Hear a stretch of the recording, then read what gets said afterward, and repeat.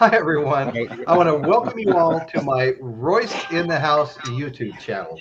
First thing I want to do is introduce my co-host sitting next to me, and that's Dave, and he's got a show called I Am Hop Frog. And it's a fantastic show, very talented guy, and supremely knowledgeable when it comes to music. Directly below me, I have the one and only Michael Nolan, the Bottom Line. Fastest growing YouTube channel I've ever seen in my life. The guy's it's a full-time job for him. He's hitting it hard all the time and producing tons of good content. So you've got to go see Michael Nolan, the Bottom Line. Okay, and I'm having fun doing it, folks. And having fun. That's a huge difference right there. Okay, then next to Michael is our good friend Chris Elliott from Canada. Super knowledgeable. He keeps us all straight. He lets us know when we're saying the wrong thing, and we really appreciate having him here. And he's a great guy, and like I said, extremely knowledgeable when it comes to music. Oh, so he's anyway, me several times on this panel. So you all of us. That. Well, the first thing I want to ask everybody watching, whether you're watching now or you're going to be watching in the future, a lot more people, catch up later. But this is the live, and you guys all go ahead and please hit that thumbs up or like button. Call it what you will. But it encourages the algorithm to present our show to people searching for content, but only if we get enough thumbs up. So that's so important to us. So, okay, tonight we're going to be talking about Ozzy Osbourne's solo career, okay? Ozzy Osbourne, a.k.a. the Prince of Darkness, was one of the founding members of Black Sabbath in 68, which consisted of Ozzy Osbourne, Tony Iommi, considered the band leader, Geezer Butler, bassist and lyricist, who did the most writing there, and Bill Ward, the drummer. Okay, so that was the original lineup. It has certainly changed over the years, okay? But unfortunately, for Tony Iommi, at the age of 17, he was working in a sheet metal shop. And it was his last day of work there, and he was asked to do a task that wasn't a normal part of his job. And something came down and slammed on his fingers. When he tried to pull his hands out from underneath it, he tore up 2 fingers. He tore the tip off of his ring finger and also off of his index finger. Okay, so as long as we got all that straight. So they told him, they said, listen, man, you're never going to play the guitar again. Well, Tony was not satisfied with that kind of an answer. So he made his own fingertips, prosthetics, whatever you want to call them, but he made them himself, carried around several of them in a little can, and he'd fit them on himself. Well, what happened with that is then he had to adjust the way he played to his new reality, and in doing so was credited with inventing heavy metal. May I give a side note to that, Royce? Yeah, yes, you can, please. Just as we're going here. He was going to quit playing guitar, and somebody told him to, I don't remember the guy's name, but somebody told him, go see this jazz player. And he had, how do you say his name? I don't remember, but Django Reinhardt, that's exact. Thank you, man. Another genius on the panel. Anyway, and yes, go ahead, but I'll let you finish. Yeah, and then the guy said here, and they showed him how he was playing his instrument, and then he just said, even if you just start with the thimble and whatever, and then just personalize it as you go, but just try it. Right. So what you're saying, Chris, is he learned to become Django Unchained? Basically. Ow. Sorry. That was perfect. Thanks, Chris. Sitting there in the air. What can I? I was actually aware of that. That's why you caught me struggling with the name. And the guy already played with 2 fingers. So, he just modified his playing technique. And like I said, in doing so, invented heavy metal with all the power chords, which are done a lot with just 2 fingers. Okay, so after a successful career with Black Sabbath from 1970 to 1978, which included critically acclaimed releases like Paranoid, Masters of Reality, Sabbath, Bloody Sabbath. I mean, they put some great stuff out. And Sabbath 4, Volume 4. That's exactly right. Sabotage, Okay, but after putting out all these critically acclaimed releases, Ozzy was fired. in April of 1979 due to alcohol and drug problems. Many thought Ozzy's career was over. He was not regarded as very stable, and he was also regarded as unprofessional. Okay, so after receiving his 96,000, well, pounds, not dollars, but pounds, he holed up for 3 months in a hotel room with cocaine and booze, and just going through his money, staying stoned out of his mind the whole time. So, until Sharon Arden, the future Sharon Osbourne, showed up and sort of took control of things. I basically credit her with possibly saving his life and certainly saving his career. Now you're talking about the Yoko Ono of heavy metal, right? The Yoko, yeah, oh yeah, we're going to get into that a little bit, and you're right. I've always kind of defended her because I thought she saved his life. But there's some I'll give you here. some examples of her dastardly deeds. Yeah. Tonight. She is at biatch. She always has been. Right. And the fact that Ozzy is being inducted, which I am so glad he is. Yes. Right? Just announced 2 days ago. Any criticism I may spew tonight, know that I am an Ozzy Osbourne fan in that I like some of his post-Sabbath, but just for his Sabbath career, I am an Ozzy Osbourne fan. But absolutely, everything ain't peaches and cream. It was no surprise. I even made videos way before he was inducted. As Sharon, every time she showed up on a TV show, every time she'd have special interviews, and all through last November up to the nomination process, she was on every damn rock news feed you could see. Why isn't my husband in the Rock and Roll paper? He's so no career. All right. And that's how powerful she is. And she's a nasty. She's one of those nasty Nazis, of rock and roll. Yeah. No. That's right. Well, she intervened.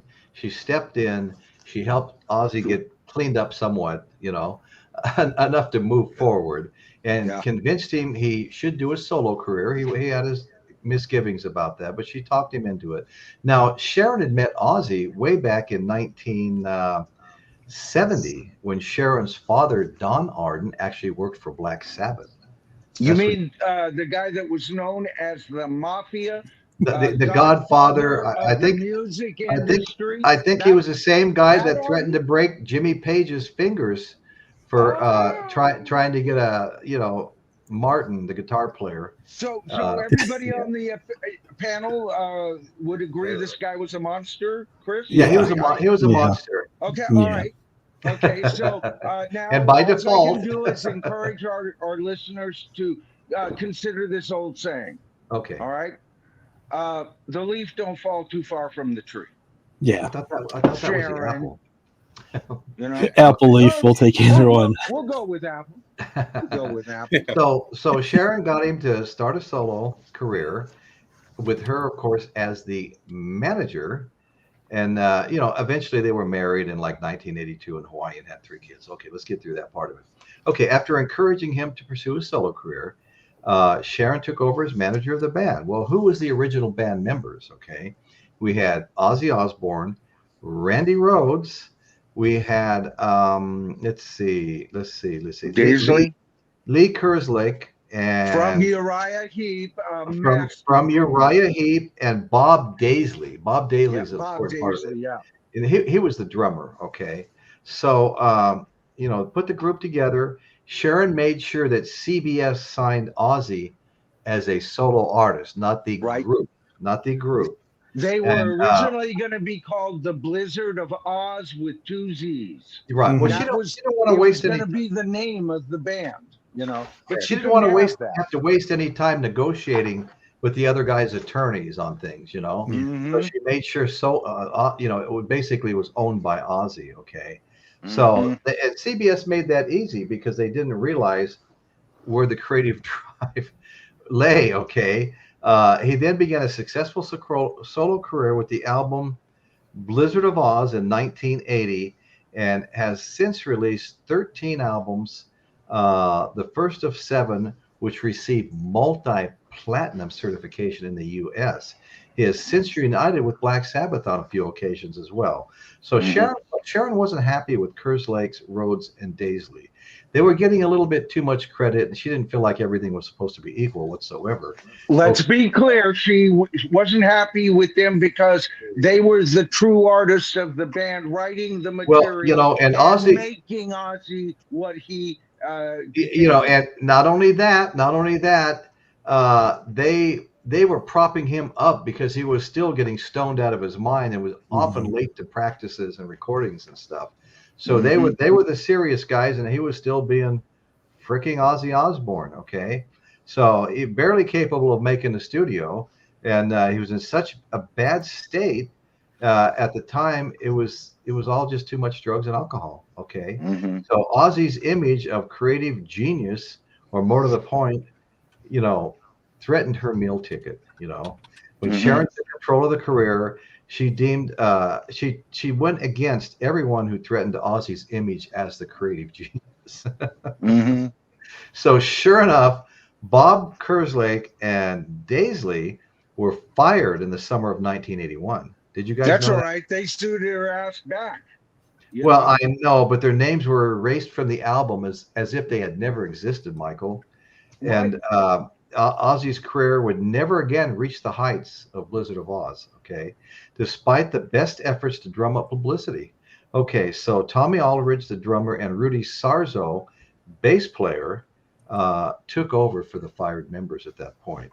Okay, so Ozzy's solo career produced 13 albums, 5 live albums, 13 studio, 5 live albums, 7 compilations. Let's see. 5 extended play EPs, 65 singles, 9 video albums, and 41 music videos. Wow. And it really does rival, the production of Black Sabbath. I mean, they're really close. As far as a heavy metal artist, he's the king of heavy metal. Okay, but I almost see him as like the Liberace of heavy metal. He's kind of got that. How Liberace came off as so innocent and not quite responsible for myself. He had Ozzy's always like that. Only he's blimey, I'm not responsible for myself. The guy is useless without. He needs handlers. He needs handlers, definitely. Yeah, I know. That's the whole thing. Lover or hater. I mean, he needed her. He does. Hey, Dr. Rick, you're so right. I do agree that with that. Like I've said before, I'm happy for John Lennon that he met Yoko and he was in love and he died in love with the woman of his dreams. Okay, I hate Yoko, never will like Yoko, don't think she's much of an artist, don't think she's much of anything other than an opportunistic woman who tried to meet Paul first, and any Beatle she could latch on. There's a whole story about before she just accidentally showed up, John accidentally showing up at that it says yes moment. Well, Sharon, I'm happy for Ozzy, but I'm not a Sharon fan. And if you think I think Yoko is a dragon lady, Sharon takes the cake. Right. Okay, to me, Ozzy, if you ask me when I see her, I think Ozzy's in love, and I think she's in love with her product, which is Ozzy. Okay, it's a form of love, but makes sense.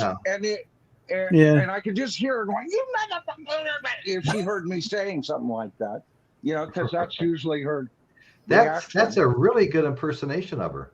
Oh man, Sharon. Yeah. But it's kind of weird. You know what, Dave? Now that was a pretty. Go ahead. It's weird to be talking about Ozzy, and there's so many reasons that are so obvious that no one would want to be a fan, and yet there are so many reasons why everybody is a fan. What do you think, Dave, about that? I'm going to walk off, but I wanted your idea on the the duality of the man and the artist. How is he?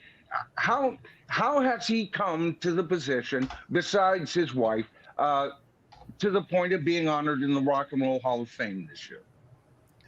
There's just something about him. You really can't put your finger on it, but there's a certain level of charisma that he has. Right. I mean, you look at when he approached Geezer, and then the other guys heard about him when he formed Black Sabbath, and you see all those videos that he made with Black Sabbath and later as a solo artist. He's not a great singer. Right. The only way you can understand him is when he's singing rather than talking. Yeah. But there's just that thing. He keeps bringing you back. You want more of him. Right now he's got his broadcast that he's doing, and he just seems like a kindly old grandpa. And I know a lot of that is how they have him packaged and stuff. But he's just one of those guys that I kind of think if you sat down with him, he'd be the same as you see there. He's just that's how he is. He doesn't put on a front. That's Ozzy is Ozzy. And I think that's what people love about him. Video about him meeting Paul McCartney, and of course Paul was kind of put offish, but I loved Ozzy in that moment. He was such a goofy fan. Yeah. And I think that's the part of the allure. I think you've hit on it. Is there is a goofiness, but he's the guy. He's the kid you'd like as a neighbor, as your friend if you were 16 again. Yeah. No doubt about it. What about you, somebody Chris? to get stoned with? What do you think, Chris? Why has he got to this point as a solo artist?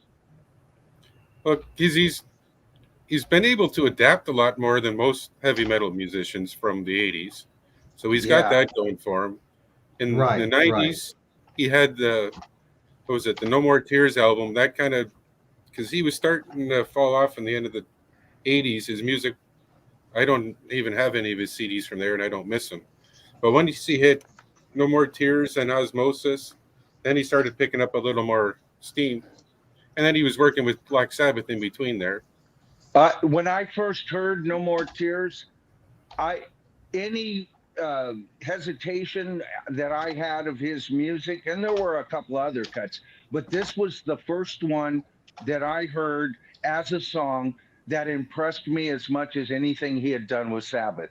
It was just such a that goom gong goom gong. I think that was that was his second album with Zakk Wylde, wasn't it, or his first? It was with Zakk Wylde, as I recall. But I thought it was his first. I thought it was his first. Yeah, I remember all the videos from No More Tears with Zakk with his big bullseye, and I was blown away how good of a guitar player he was. How about anybody on the panel? What do you guys think if I said I think he's the perfect man in rock and roll because he is a living human chameleon. He can become whatever the project needs to be, but yet it's just Ozzy that you're going to get. But that man, to me, he seems to be one of the adapter of the species in rock and roll, right? Or not? Well, I'm not sure how to describe it. I don't know if he's like a real chameleon or he's just always been Ozzy, and people like him. I mean, I've always liked him. I thought he was a little crazy and stuff, but I mean, hey, it's heavy metal and shit. It's supposed to be an element of crazy mixed in there. Yeah. I love his it's a good luck story because spirit. He to this day, any other person with all his ailments would finally accept the bitter truth, and I swear to God, I'll bet you 10 to 1 he'll crawl onto that throne. You know what that he talked about, and he'll give us at least one more show, and promise another till the day he dies. A proper farewell to the fans. They're all on board with that now. Yes. There was an issue with Bill Ward, the drummer. I think the financial negotiations were not to his satisfaction. That's why he didn't go on their last tour, their final tour. He didn't go with them. Yeah, we talked a little bit about that. We did. Yeah. I've been trying to because- keep the whole Black Sabbath Ozzy thing going here. Yeah, the band's ownership has wound up with just Ozzy and Tony, and both others sold theirs. Geezer doesn't have too much of a problem with it, but he does renegotiate with new projects. And Bill Ward kind of got left out, and he was very pissed. But evidently, something's going on in the background, because we talked about last week there may yet be one more Black Sabbath concert or handful. Yeah, or maybe more than one. If Ozzy's back is holding up and everybody's willing, he says he wants to do more than one. Sharon said one or two. Ozzy thinks three, or it depends on how he feels, you know. So anyway, I want to go on with okay. So Blizzard of Ozz in 1980 reached number 7 on the UK charts, number 8 on the Canadian album charts, and number 21 on the U.S. Billboard 2000. Singles like Crazy Train and Mr. Crowley reached the top 50 in the UK singles chart. And I love Mr. Crowley. And the album has been certified 4 times platinum by the Recording Industry Association of America, the RIAA. Okay, 1980s. And anybody out there that doesn't understand that, a gold record was $1 million sold. A platinum record is 1 million records sold. So double platinum.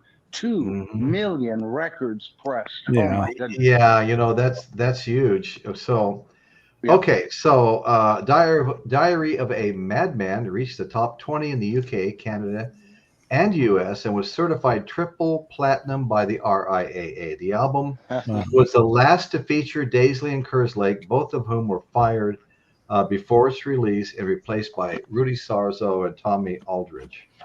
Okay, there's a couple of more interesting things here, and then we could just get into a big free-for-all discussion on this. Okay.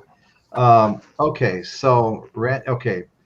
well as the last one that featured Randy Rhoads, who died in a plane crash in March of '82. And I covered that. I did a video on that plane crash. And very sad state of affairs. They were traveling in a bus, and they got to a certain destination. I think some record producer owned it or something, and they were going to spend a little time there. And they found one of the guys, I think it was a bus driver, was also had his pilot's license. And that really doesn't mean a lot, you know. You can get your pilot's license in a 150, Cessna 152 seater, and unless you've been checked out and flown several hours with an instructor, you have to. I mean, what I'm trying to say is you have to do that in every plane that you're allowed to fly. They have to take you up, put you through your paces, go through all the stalls, the slow flight, and all that stuff. And you have to pass all that, or they'll train you a little bit, and you have to take a few more lessons. I know because I had a Cessna 172, a 4-seater, and when I finally sold it because it didn't have all the instrument-rated radios in it, and I wanted to get my instrument rating, I joined a flying club in San Luis Obispo that owned something like 9 or 11 airplanes, and I started getting checked out in all of them. You know, so I'd have to go up with an instructor, go flying. They'd make you put the blindfold on and fly just by reference to instruments, which is exactly what you do when you're flying, IFR. I follow roads. My friends would go, IFR to me is I follow roads. I only fly when the skies are blue and there's someplace down there for me to land in an emergency. Because that's always a big deal. You have to practice all that stuff. Anyway, I didn't want to talk about that shit. Okay, so Ozzy, the Prince of Darkness, was among the Rock and Roll Hall's class of 2024, and Michael brought that up already. And always, Adam. Always. Who are announced today, along with Mary J. Blige, one of Michael's favorite artists. And I'm kidding, I'm messing with you. I just heard some things that were said. So now I thought this was cool because I have this album. And I absolutely love this album. And I know, Michael, you've heard it. You love it, too. I got a really good deal on this. And this is the last album that Ozzy has done, which is, God dang. Let me get that ring light out of the way here. Okay. Patient number 9. I absolutely love it. It's a 2-album set. And from the moment I heard it, it was way up there with favorites for me. And the only reason I'm going to open it up because I got this thing. It is my favorite Ozzy Osbourne album. It's Well, the only one so far. I am going to start picking up some Ozzy, but so far it's the only one that I've ever been interested in purchasing. Isn't that beautiful? Yeah, it's a double album set in this. Yep. This And swirled, folks, this swirled album vinyl. has the last recordings of the drummer for the Foo Fighters. What was his name? Hawkins. Taylor Hawkins. Yeah. Okay, it has some of the last recordings, so if not the last recordings of my fourth favorite guitarist of all time, Jeff freaking Beck. Okay, Jeff it Beck, has Eric Clapton on it. All right, this album is fantastic. Even if you don't care for, say, Ozzy, but you like Sabbath, you know, his whole approach on this album was no one group of band or anything. It was like, let's just get together with people I really admire, and that goes back, Dave, to what we were talking about. How he is a fan of the very people that were on this album. This is a great album. This album debuted as number one. Yeah. Number one. Deservedly so. Number one on a chart that's existed for 31 years. You know, that was one of the first albums that I reviewed on my channel that actually came out. Yeah, that's right, huh? Yeah. And I sat there and listened to it and read the lyrics while I was listening to it. And I mean, I absolutely fell in love with that album. I'm going to have to play it again real soon. Okay, up to the release of that album, my channel, I did review of albums, but I was reviewing all the Beatle albums, Zeppelin albums, you know, and you know, I was catching us up to classic rock. And when that album came out, it blew my socks off so much that I had to do, and that was the beginning of me doing new album reviews on my channel, which I've done probably 12, 13 of them. I only cover the albums that impress me, you know, so that is one of a handful of brand new albums, and I only cover classic rock artists who do new albums. I will be starting to cover Rival Sons, Dorothy, and Dirty Honey, because I think there's a future there. And I occasionally also cover Greta Van Fleet. Those are my staple new bands that I'm really interested in right now. But Ozzy was the beginning, and I'm not even an Ozzy fan as a solo artist up until that album. And then, you know, I liked some of his hits, like I said, but that turned my channel around. Ozzy Osbourne was the first one that I did a brand new album review on, and I'll tell you, these solo albums are good. They really are. Okay, all of the original members of Black Sabbath have confirmed their wishes to participate in final show or shows. Okay. And Bill Ward, like I said earlier, was the last holdout because of contract negotiations. He didn't feel like he was getting his fair share, but that must have been rectified because he's all in right now. Okay, for some sort of a final tour, even if it's a single show in Birmingham, England, to properly say goodbye to their fans. That's like a really big thing for them. Okay, so fortunately, brothers Ozzy Osbourne and Tony Iommi have actually become good friends again. There was a long chill in their relationship, but they're back together now. And even on patient number 9, Ozzy asked Tony to come in and play on Degradation Rules and No Escape From Now. So he wanted his old bro to play on that. I thought that was excellent too. Oh yeah. So anyway, I tell you what, there's everybody on it, you know. I probably said about a tenth of what I could have said. But I didn't feel like anybody wanted to be here for 5 hours. I just thought I'd cover the highlights. There's so much in between, you know, the highlights. I mean, so much that goes on. It's just freaking amazing, you know. So anyway, Chris, do you have any music by Ozzy solo? Yeah, I have the first 2 studios and the live album with Randy Rhoads. Okay. And then I have No More Tears, Osmosis, and somebody Nice. gave me Down to Earth, and then I have yeah. Okay. and then Man, the you have a lot.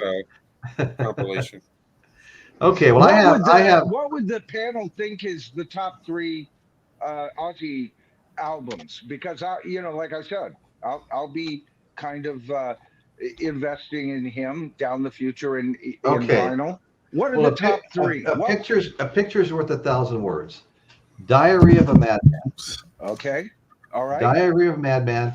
I have 2 copies of it only because I've mentioned before my 22-25 album haul out of a storage unit that was flooded. And so this is another one of those. This is another one of those. Played it today. It absolutely plays perfect. I always knew that. Oh my goodness. But the thing I like about this was a Black Friday release at Walmart, believe it or not. And I got it for $9. They were all good. Wow. All the Black Friday releases were like $9, and it's some badass blue vinyl. Wow. Oh, Yeah. I love the modeling. I must have bought 4 or 5 albums that day, maybe even more. I bought some Jimi Hendrix vinyl. and all kinds of stuff. I'm a chump for colored vinyl. I'm impressed with it, or disappointed.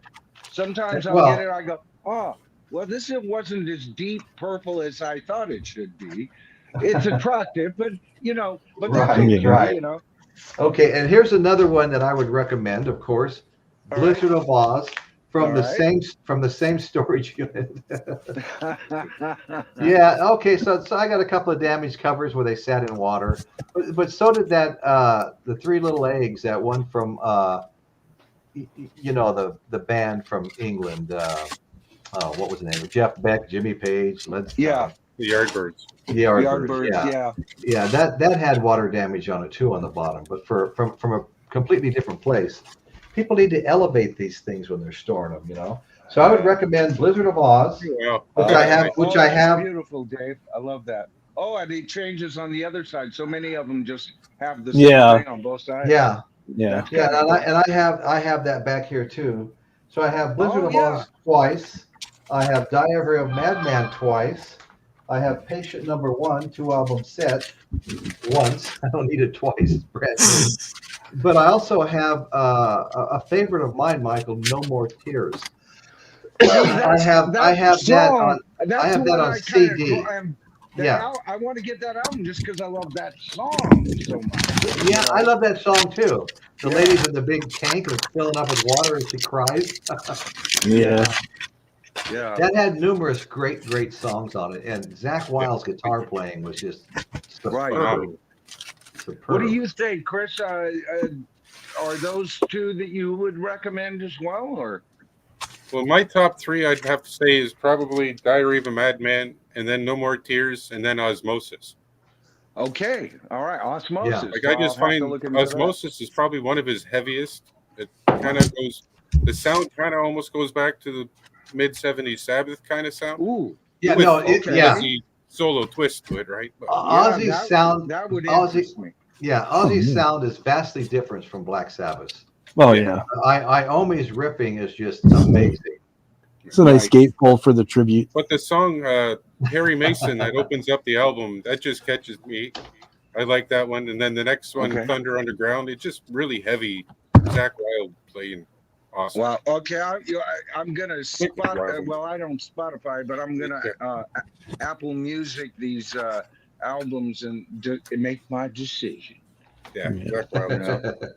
There you go. It's nice to be able to do that, isn't it? See, I'm the dumb guy on the panel tonight, folks, because all 3 of these gentlemen up here are much bigger, Ozzy Osbourne solo fans. So I'm learning tonight more than I'm doing any teaching. I did a Black Sabbath show, and then I did a pre-recorded, Sabbath, and now tonight Ozzy. So that's what I've been listening to. When I've got shows coming up. I mean, I'll listen to other things too, but my focus will be on the shows that are coming up that I'm going to be featuring. I liked your last video, Royce. Oh, thank you. Yeah. I caught it while you were still alive. Yeah. You know No, what? One criticism: you ought to stay online for a half hour, 45 minutes, because as people trickle in, you can yes. still. You know I what I'm know it was saying? 7 Make or it 8 more of minutes. a live 7 or 8 event. minutes. People are trickling in as my show ends. Right. So Right. yeah, 18, 20 minutes or so, would be Yeah. good. Yeah. But Another you know, thumbs up for 9. See, folks. oh, cool. Thank you. Yeah, everybody, please do me a proper hit that thumbs up. Don't forget the thumbs up. The algorithm pushes the show out there to people searching for content, and that's like a big thing. The more people that see the shows, you get more subscribers, you get more views, and get more what friends we're trying to do showing is up in the we're chat. trying to break that 50 thumbs up mark. All right, and then we'll start focusing on 100. But folks, help us to get to 50, because that's the first bump up. The 50 is what gets it moving out there. Yeah. Right. Yeah. And then who knows what happens with the thumbs ups once you Yeah, get that bump exactly. up, you know? Once it gets So that bump keep that up, in yeah. mind. That's how you support Royce, you know, really. Yeah, no, that's It's a important. good way to do it. Yeah. It's funny how the whole algorithm thing works, because you'll put out shows and they'll go crazy, with views and stuff. Then you put out shows that you think maybe are better than those shows, and they don't do anything. Or you do a short. Royce, I just did a short. I've had 2 shorts that have gone over 100,000 views. This one that's just amazing. This one just hit 160,000 views. I got 245 subscribers just off that short. So And that's what happens when the algorithm starts pushing it. Yep. It's like that show of mine that got 66,000+ views, and I got a ton of subscribers just off that show. You did it. Yeah. You know, it was like I would just check into your channel page every day, Royce, just to see how many more you had gotten. And every day it was like, he got 23 or, or whatever, 20 something. Right. And I'm going, man, that would have taken him weeks a year ago. And it was like, a lot longer than that. Oh boy. So every once in a while you get lucky. Yeah. You know what? Dr. Rick just brought up a really good point. He liked, let's see, photograph, Dr. Rick. He likes patient number 9 because Jeff Beck was on it. We haven't even talked about that. Who's on these? That was my big attraction to the album. That's why I even listened to it, was because I know. Was on it. Okay, yep. On side 1, the Immortal has Mike McCready on it. On side 2, patient number 9 has Jeff Beck. Dr. Rick, thank you for reminding me of that. I think that's really important. So Jeff Beck, song number 3 has Zakk Wylde playing on it, the song Parasite. Okay, then you go to the B side, No Escape from Now, and you've got Tony Iommi playing guitar. I mentioned that earlier. Iommi was to a few tracks. Then the next track, One of Those Days, has Eric Clapton playing on it. And that was also one of the things I really loved about this. Okay, and then you've got 1,000 Shades. Jeff Beck, once again, is playing on it. Then you get to the second album, Mr. Darkness. Once again, you have Zakk Wylde, an Ozzy regular. I think he might even be still considered Ozzy's guitarist, but Ozzy's not doing anything right now. So you got Zakk Wylde again on Mr. Darkness, Zakk Wylde again on Nothing Feels Right. Then you get to Evil Shuffle, and guess what? Zakk Wylde again. That's 3 in a row for Zakk Wylde. Then you get to the last side, side 4 or whatever. Degradation Rules. You have Tony Iommi again. Yeah. And then you've got 3 songs: Dead and Gone, God Only Knows, and Dark Side Blues.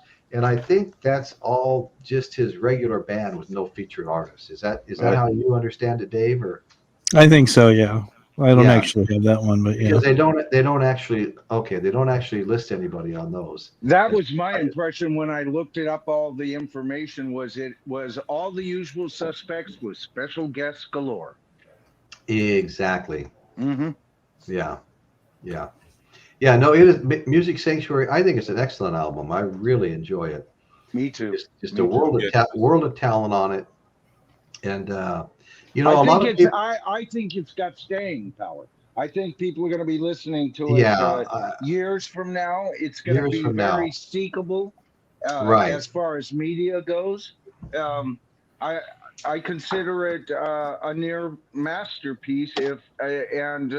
I usually live with an album 2 or 3 years before I bestow anything like that. But sometimes, yeah. it's if you're gonna, as a heavy metal oriented classic rock album, because he is a classic rock artist, and all these people are classic rock artists. All right. Yes, they are. Yes. Made by classic rock artists. It's a near masterpiece. It's a Yeah. 5-star album.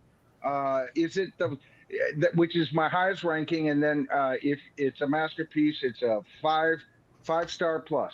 Yeah. But to get to that level, I got to sit with an album at least 3 years. No, because I hear you. There's been times where it's been instant for me in those 3 years in my right, head. right. And if I'm still listening to it, if I'm still grabbing it or listening to it in the truck, then it's got staying power. And so far, it's got staying power. And it's been, 2 years? Yeah, but Michael, don't some things just grab you immediately? Yeah, and it did. It did. Yeah. You're right. Yeah. You're right. Absolutely. I mean, there's been so many things that I've put on. It's like, wow, this is amazing. I mean, we're talking, Cream stuff, Creedence stuff, Rolling Stone stuff. Speaking of Led Zeppelin, guess who saw Robert Plant and Alison Krauss last night? Oh, how was it? Oh my God, Michael. I mean, it wasn't that long ago I saw Robert Plant doing an impromptu Stairway to Heaven thing. And I thought, oh man, his voice is really gone, really. He wasn't into it. I did a video on that. I think he purposely sabotaged that, but go ahead. I'll tell you right now, his voice was amazing last night. I couldn't even believe how good it was. I'll tell you right now, he did this extended version of When the Levee Breaks. It was about 3 times the length of the original. And, I've heard that's what they're pushing. Yeah. No, they had 3 or 4 Zeppelin songs, Yeah. And they're all very recognizable. Robert's voice was strong and powerful. I just did a short that did fairly well. It got a few thousand views on it, and it's just me at 1 minute from one of my videos. Those are what my shorts are. I just all of a sudden looked earlier this year, and I went, I've got like 800 videos. That's a lot of short material, and a lot of people like me in just 1 minute captions rather than to listen to my bullshit for 12, 15 minutes. But I did a short. It did real well, and it talked, and this is a video I did 2 years ago, Royce. And basically, in the video I said kind of the following is that Robert Plant, he doesn't shy away from Led Zeppelin. He just will not be overshadowed by Led Zeppelin. But when he bothers to do Led Zeppelin material, he changes it, he morphs it. Just like what you were saying, this is what makes him almost a mythical frontman. I mean, think of the roads that man has traveled. Dude, I was so blown away. So blown away. I'm jealous. I'm telling you right now, they had an opening band that opened for them. Yeah. Great band. Well, you can imagine they'd have to be great or he wouldn't have them with him. But they were also the backing band. Backing on Alison Krauss. So they just continued through the concert. But what I want to say is Raymond Bozik's got a great comment up there. I don't want to see Ozzy Osbourne in the wheelchair tour. And I don't either, but I could accept him sitting in a big crown. Yeah. I mean, not a crown, but a big like king's chair or whatever you want. Yeah, crown. That's what he talked about at one point. Yeah. They were going to build him a crown. I know. I mean, I just sit and sing the songs. I just love to see him do at least one more performance. But I hear Alice what you're Cooper saying. has It's not the done same. crazier things, and it's been accepted. You know. Yeah. I don't know. Yeah, I saw Dave. what's his Rod Stewart play with a broken foot. He broke his foot playing soccer, and that was at the Santa Barbara Bowl, and it was a Well, great they show. line up But to he listen was to Paul hopping. McCartney, and he doesn't sound anywhere near as good as he used to. Yeah. So, But I tell you what, I would go see Robert Plant, Alison Krauss again in a heartbeat. I was almost shocked how good his voice sounded. Oh yeah. I mean, I don't care whether he was high or he was low; it all sounded good. And that's How you why he doing, does the James? Zeppelin songs like that, just to mold all the sound to fit his voice. He doesn't have to worry about trying to hit the highs or anything like that. He just moves all Dr. Rick, I know. I'm so far behind in the chat. I'm sure that came up when we were talking about that. Yeah. Well, Dave Grohl, when he broke his leg. Exactly. I was going to say, when Dave Grohl broke his leg, when he fell off the stage a few years ago, they made that throne for him so he could finish the tour. And then later, something happened to Axl Rose. So he talked to Dave Grohl. He says, "Hey, you still got that throne around? Can I borrow that?" So he used that for a while. So it's out there somewhere for Ozzy to use. I'm just saying, it might be there. Yeah, I'm sure. Hey, it worked for Zeus. Yeah. It's gonna get passed around, to everybody before it's all over. Yeah, I actually, getting back to Ozzy's solo career, I actually did a video. I sent it to Royce about the impact that Diary of a Madman had on me. It was it came at a very, very, very rough time of my life. I had a brother who was born premature. He passed away. My family was going through things. They ended up breaking up over that. Before that happened, I got sent to live with my grandma, and she helped me find my first job when I was 15. I was setting up tables at a yacht club, and my friends were playing guitar. I hadn't gotten into guitar yet, and I heard Crazy Train everywhere. So I go to the nearest record store with my very first paycheck, and I bought Diary of a Madman. And I was so excited to get it. I got it home, and I'm looking at it. I go, "Oh, Crazy Train's not on here." Oh, well. So I put it on. I actually like that one. I love that one a lot better than any of the other ones. That's like my all-time favorite record. It just hit at the right time. The lyrics, everything. And you'll appreciate this as a musician. Yeah, you'll appreciate this. And the musicianship, of course. Oh, I listened to a side, both sides today, and then listened to a half of another side before I had to take off and go do something. Yeah. Let's see. Three best are Blizzard of Ozz, Diary of a Madman, and No More Tears. I would say you were saying as a musician. As a musician, you'll appreciate the classical music that Randy puts it into. I took it home. I'm listening to it. My grandma's like, "What are you listening to?" I told her what it was, and she's like, "This is amazing. That guy's bringing in all these classical influences from all these different people." His mother was a music teacher, and he could play just about any instrument. And then he took up the guitar, and then within about a year and a half, he passed up his guitar teacher. The teacher went to Mrs. Rhoads and says, "I can't teach your son anymore." She's all, "Oh, what do? You do something wrong?" He's like, "No." He's like, "Past me. I cannot teach him anymore." And what's amazing is when they went off tour, he'd go back home and teach in his mom's studio. And just as like a regular guy. And there's recordings and stuff out there. You just hear him talking, and he wasn't like ever talking down to the students that he had. He was always encouraging them and reaching them right at their level of playing, and just encouraging them to do better. And he'd jam with them and stuff. He'd back off a little bit, not overplay them and stuff, so they could kind of get an idea what was going on. But one thing I was going to say is the song itself, Diary of a Madman, it sounds very lopsided, and I couldn't put my finger on it for the longest time. It's actually done in 7/8. Yeah. It sounds so, when you listen to it carefully, you're like, something's not right. It kind of just adds to the uneasiness of the song. Well, but it's actually done 7/8. By Pink Floyd in 7/8 time. That's in 7/4. 7/4. 7/4. I thought it was 7/8, so I wrote a bass line for a song I did called oh God, I'm not going to even think of it, but it's all bum ba ba da dum dum ba da dum ba da dum ba da da da da dum ba da da, all based on, from what I heard on Pink Floyd, right? And So yeah, that 7/8 time George Harrison wrote in 7/8 time, 11/8 time, back to 7/8 time with a 4/4. I love that kind of shit, man. Yeah. I love that. So yeah, thank you. I'm sorry I interrupted, Royce. Oh but no, it's fine. No, it's all good. It's all good. Yeah. Yeah. I wanted to totally hear good. it. Yeah. So. Yeah. We wrote that's very, very interesting.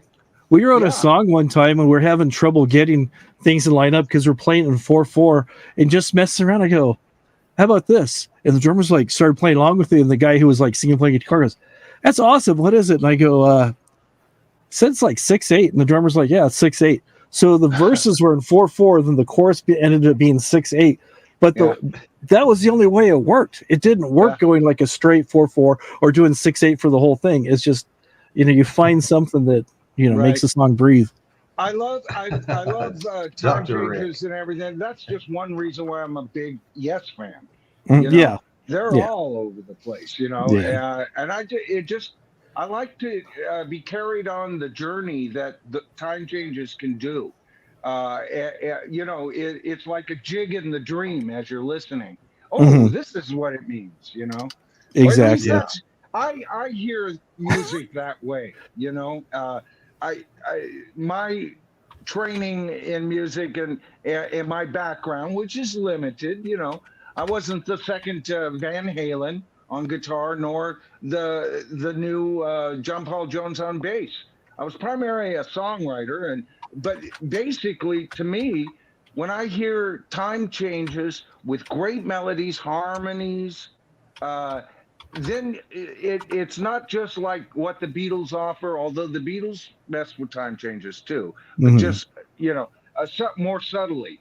But it takes you on, put on a good set of headphones and listen to some of the things, the songs we've talked about tonight, and let the time changes kind of, as you're listening to the story of the song, I guarantee you, when you do it that way, songs have a longer lifespan with you, because the next time is you can rewrite the story in your head, knowing and anticipating those time changes with greater understanding.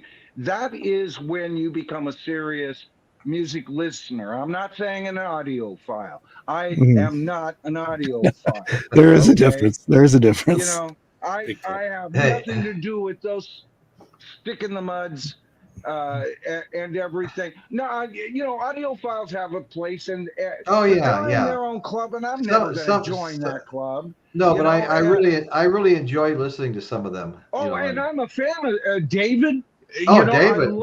David's number one. I go there to learn. I do. I go there to learn. But I'm just. David has such an eloquent way of comparing all these different pressings and in my opinion, in our quadrant, I always say that. Right.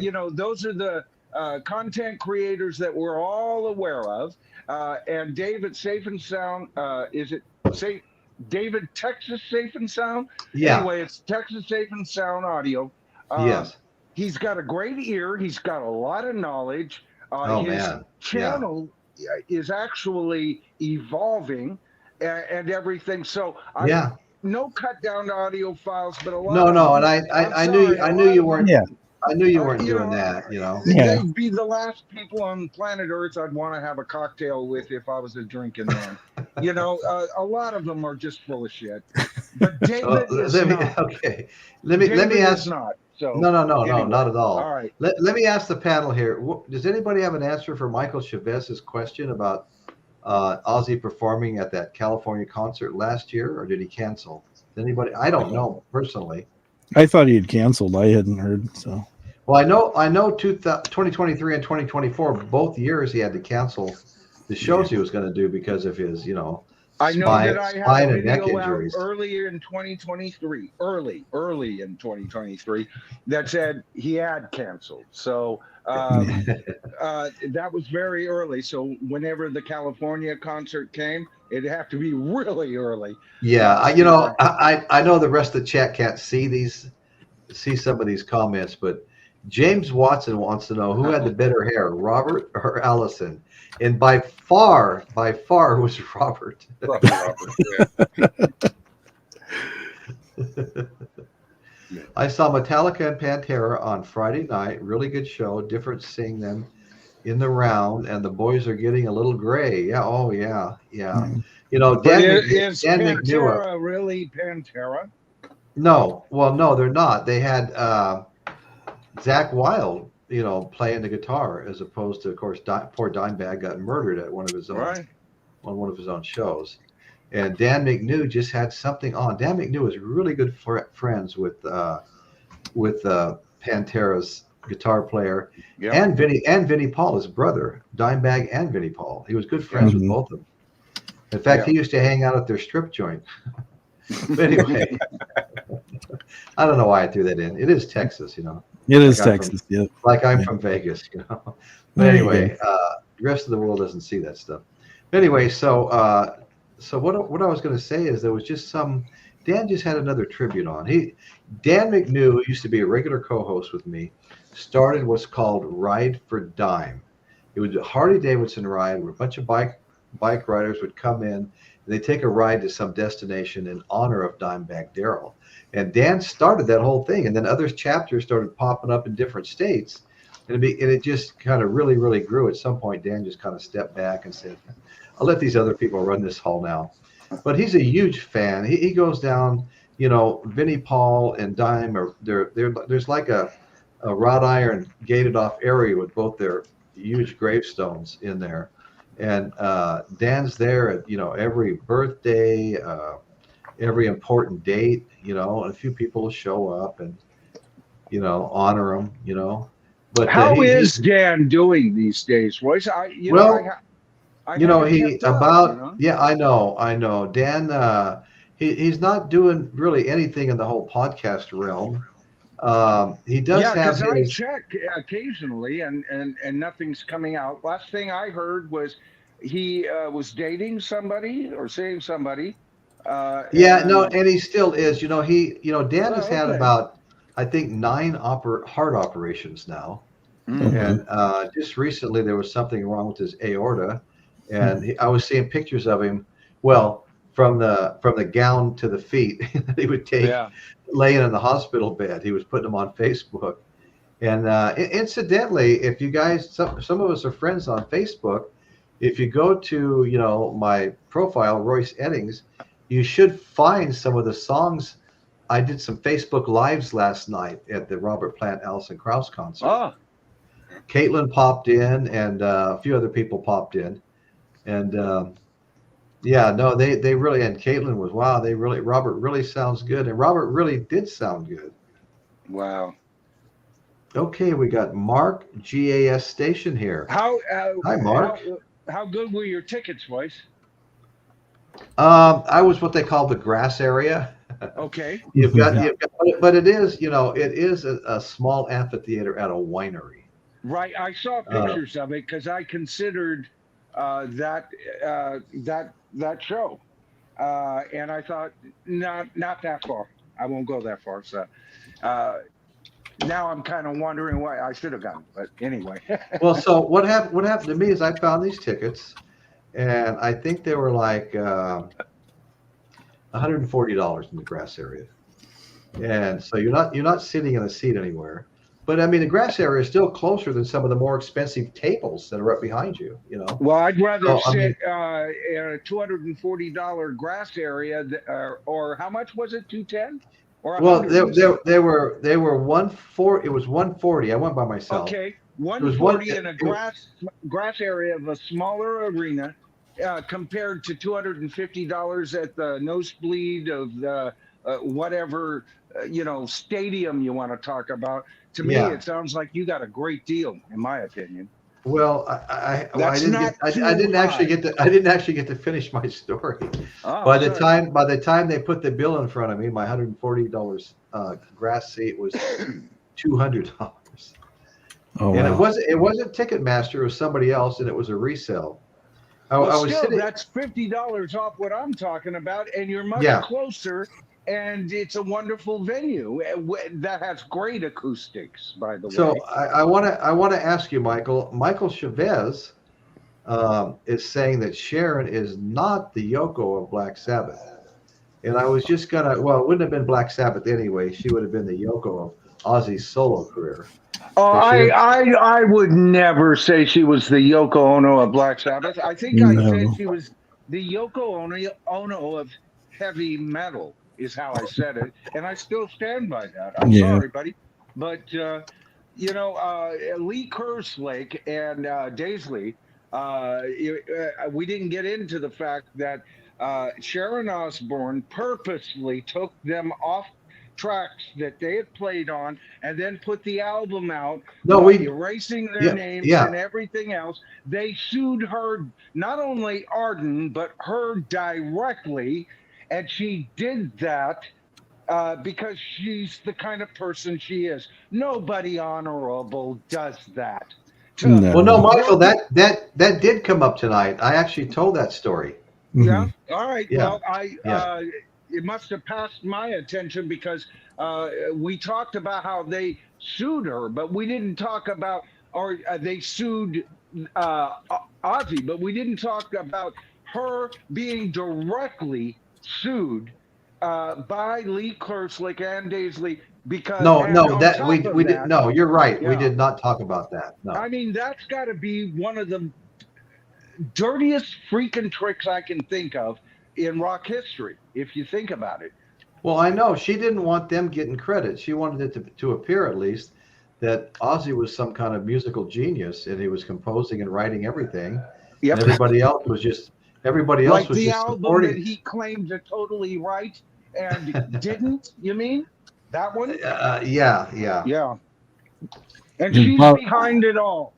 And Daddy sent her to him to take care of him, you know, and faithful little daughter, you know. Well, the only reason why I give her somewhat of a pass is because I think Ozzy would probably be dead by now if she hadn't intervened. He'd been in that apartment for 3 months, snorting cocaine and drinking whiskey, and she showed up and got him back on his freaking feet. I think he would have died, you know. And as I said probably an hour ago, I'm happy for Ozzy that he found somebody that he truly loves and that he is around him in his older years. It's wonderful that he has the love story that makes him happy. Okay, but I don't, as a fan, have to swallow her or Yoko. Okay. Well, I tell you guys, the big difference between the two is, Sharon was a smart businesswoman. It was kind of in her blood, in her DNA. She is smart. Yeah, and so that I'm sure Ozzy actually benefited from that, and it's his wife. Of course, she benefited too, but she'll get it all someday, right? So anyway, but the difference is, I have a Frank Zappa Live at the Fillmore East album. And I did a show not too long ago about Frank Zappa's song King Kong. Frank Zappa was introduced to John and Yoko Lennon. They were brought up to his house by a reporter. He was playing that night at the Fillmore East. They were back in New York. It wasn't in Laurel Canyon, back in New York. And he invited them. He said, "Hey, when I finish my set with my band, why don't you guys come up and we'll jam together?" Well, they came up, they jammed together, and he said that he would give them the tapes if they want to use some of the tapes, since it was just a jam thing. But they did King Kong, his song King Kong. And that part was not really a jam. It was a song that he'd written and it was already on an album of his. Well, they put it on an album of theirs and took writing credit for it. And so, but my point is, when you get to the track 3, it's a 3-album set. So it's the first side of the second album. You have, and it just blew my mind. This is where John and Yoko are really, really present. And Yoko spends every single song on that side in the background doing this caterwauling yell, just repeatedly. Nothing else, no words, no nothing. Just and I'm like, what the hell is this? Now think about this, folks. This woman did this all the time. Now, and she irritated the hell out of everybody that was around her. Oh my God! She was tolerated because of John. Because of John. But ask yourself, when you think that Yoko Ono is a conceptual artistic genius, which I don't believe she is, but what kind of human being would you be if you did those kinds of things and you irritated every freaking person in the room and was totally either unaware of it or were evil, if you were evil enough to think, got him again, because it's one of the two, folks. With Yoko, I don't get her. I don't like her. No. Again, happy for John, happy for Yoko in their relationship. But now I was happy for Ozzy, but I don't know that I feel that same happiness for John. I mean, after a while, he was a Beatle, and he could have any woman in the world he wanted. I was going to say at least Sharon never sang, but that isn't true. She actually did. They found a hidden song that she did with the all-girl group in like the early 80s or something. Oh, really? Yeah. Okay. Hey, Michael, Novice Nick is straightening us out. Safe and Sound, Texas. Audio excursion. I knew there was an audio excursion at the end of it. I forget where to put the Texas. But I corrected you so many times already tonight. I didn't want to say anymore. I am here to be corrected. Right. Has anybody seen it's called After Hours, the footage of Ozzy and Rudy Zarzo, Tommy Aldridge, and Randy Rhoads playing a bunch of songs, both from the first two albums? It was going around years ago. I got it from a friend of mine back in 83 as a bootleg VHS that had been recorded off somebody else's so many times you could barely tell who the people were because there's so much snow. But now I don't know if somebody got a hold of the original or did something. There's a nice clear copy. It glitches a little bit on YouTube. You type in After Hours Ozzy Osbourne and you'll see some amazing playing by Randy Rhoads. And a lot of times Ozzy, like when he's not singing, Randy takes a solo. Ozzy's just looking at him, just like beaming from ear to ear, like, this is the best thing that happened to me. Yeah. Folks, I scrolled down. Go ahead. I didn't mean to interrupt. What happened to Chris? Where did he go? I think he was here and having issues. I don't know. Well, I want to tell you guys that I want to tell Paul, Cycles Platters, and Novice Nick that I just put a new link up, and I would love for both of you guys to join us. Yeah, I was over on Paul's stream. What was it, day before yesterday? I saw that. That was great. Yeah, I guess I started a little shitstorm. Sorry about that, Paul. I shared that video, as a matter of fact, on my channel, and at last view it got like 1,600 views, buddy.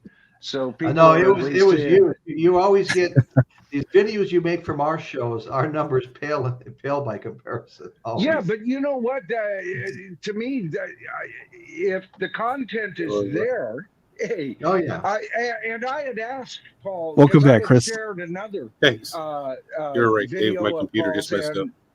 I asked Paul if because I wouldn't just do that. I don't take people's content and just do it. Royce has always allowed me to share content here. Yeah. And Paul, matter of fact, he responded immediately, and I pinned his comment up there. And I appreciate him allowing me to do that, But it was, I only showed about 13 minutes of that, my portion of that show. And I very wisely cut it at about 13 minutes and 13 seconds, Paul. And I had to bleep out a few F-bombs. Oh, yeah, no, I picked up on that. Of course. Yeah. And of course, the last time Paul was here, he bleeped out a couple on my show. I was thinking, dang. I mean, not. But I'm all for sharing content, and of course, if I'm on, then it makes more sense to my viewers. So, right. But if I'm on somebody's channel and we've got something that actually connected and was worth kind of sharing, I'm all for, you share the wealth, man. Right. People become aware. I know Michael shows up at Royce's, but Who's It's this guy? You no, know? no, it's totally positive. Totally Yeah. positive. Oh, Yeah. and Okay. that video, God, I've gotten tons of thumbs up, tons and tons of comments. Very Right. good video for me. So thank you, Paul. Okay. You know, any stream, when you get over 1,000 video of 1,000 views on a stream, then that's a successful video to me. Oh yeah. You know, on my Oh level, yeah, anyway. yeah. No, on And, your level. My My level, times, we hit 300 5,000. We hit a 5,000 on a Roy. I hit a 5,000 view on a Royce and an 8,000 view on a Royce video. So Royce's video sometimes just goes ballistic. You know, it just depends Are you on what are you trying to say about. you're making money on me? Always, brother. Always. No, that's good. That's good. So in the private. Psychos Planners can't join us. Are you He's out and telling about. me? I just want to, by having me up here tonight, are you monetized? Yes, I am. Oh, so you're making money off me too? Well, of course. I love it. I love it. I mean, why do you think you're here? Good for the goose, good for the gander, right? Oh, There you go. There you Hey, man. Hey, well, you know what? We're all entitled to make a buck. All right? Yeah. We're all just trying to make our shows fun and entertaining. Yeah. Want people to come back over and over again. Novice Nick won't be able to join us tonight, and neither will. I'm sorry about Paul. that, Nicholas. Yeah. He's Yeah, always please- good, you know. Yeah. Please fit us in as soon as you can, buddy. We always appreciate having you here. You're So like I was family here. I was going to say in the private chat, I found the link for the YouTube thing if you want to put it in there for people to Oh. find it. Ozzy Oh, playing okay. with Randy Now Rhoads and stuff. Awesome. Thank you. Yeah. That's in the private chat. Okay. Yeah, I don't have a wrench, so I can't share it in the normal one. So Oh, okay. I don't know what I just did. I clicked on the link, but I should not have done that. I should have just copied and pasted it. All right. there you go. And then Okay, this let me is try that again. Okay. All right, folks. Now AI has taken over. The Royce you see now, as soon as you clicked on, this ain't the right guy. Okay, so here's the link. Yeah. You wanted to See? Do you want to describe that link again, Dave?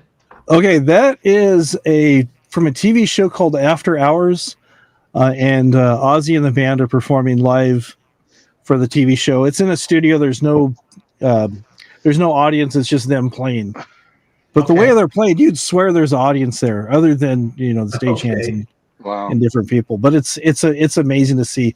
And this is probably one of my favorite pictures of Ozzy and Randy together. It kind of says a lot right here. Yeah. Yeah, I really like that one where Ozzy's. Yeah, hold on. Where Ozzy's holding it. Look at those eyes. He's like, oh my God, you do that? I see the eyes of Mrs. Toad's cookies.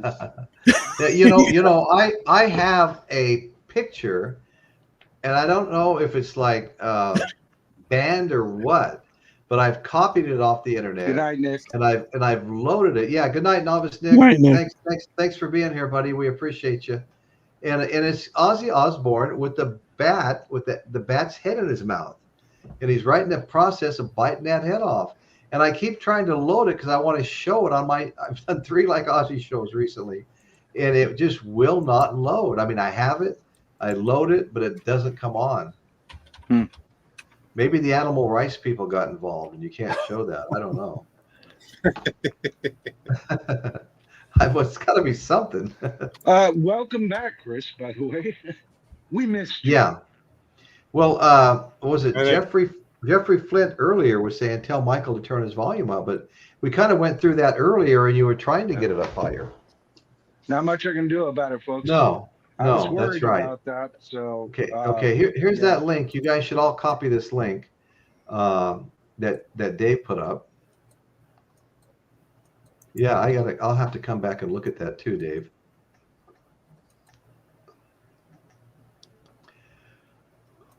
Picking off.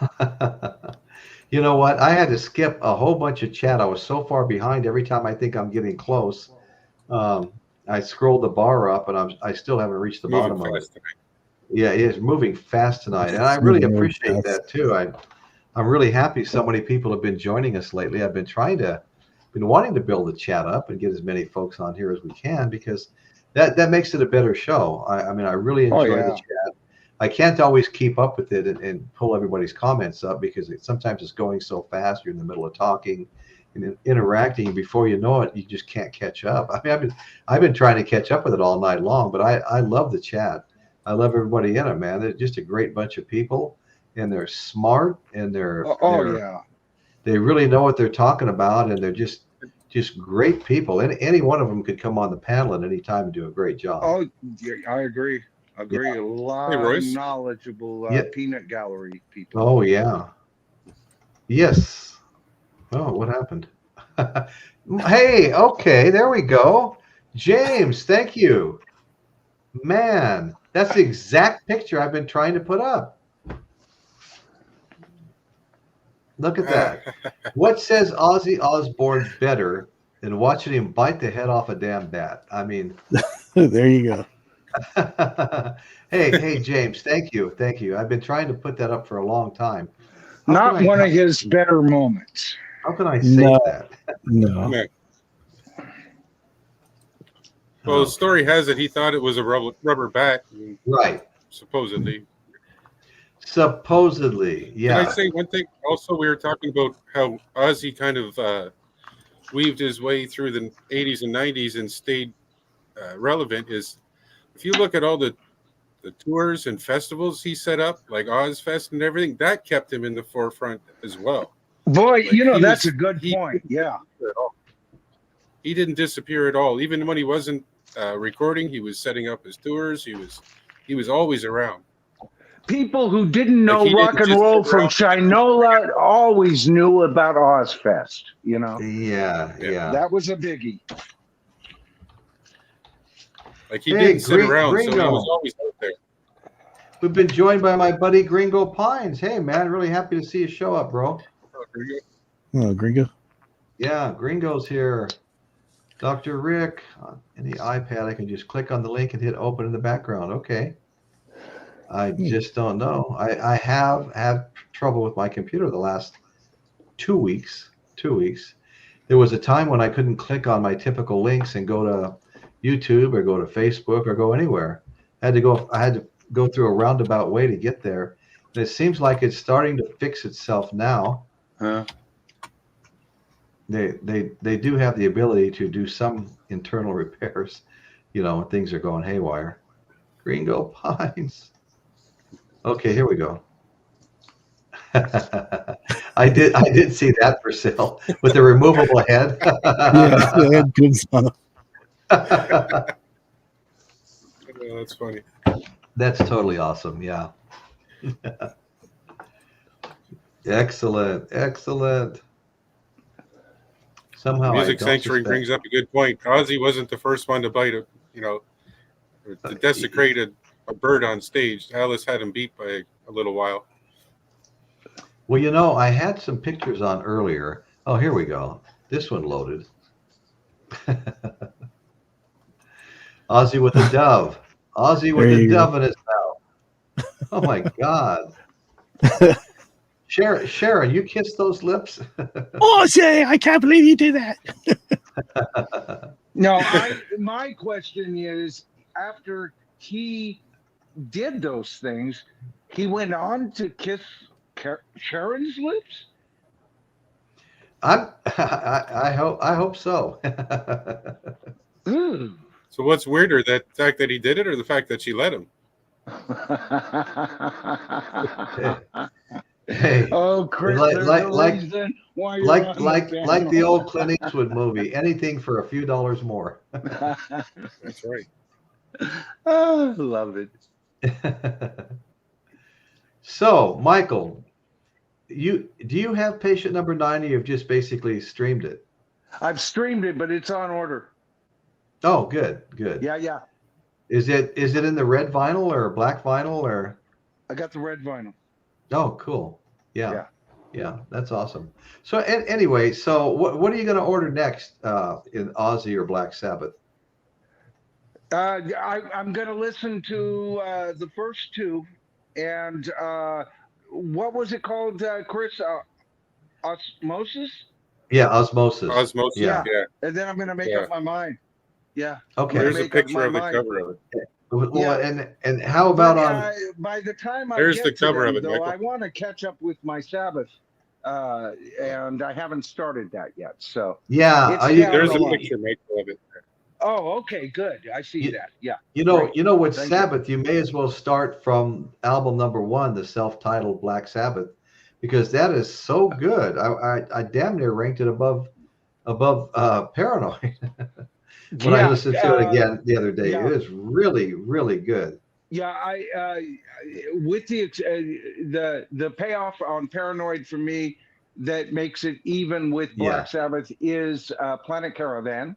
Yeah. Okay. And some great songs, but to me, Black Sabbath never sounded more Black Sabbath than on Black Sabbath.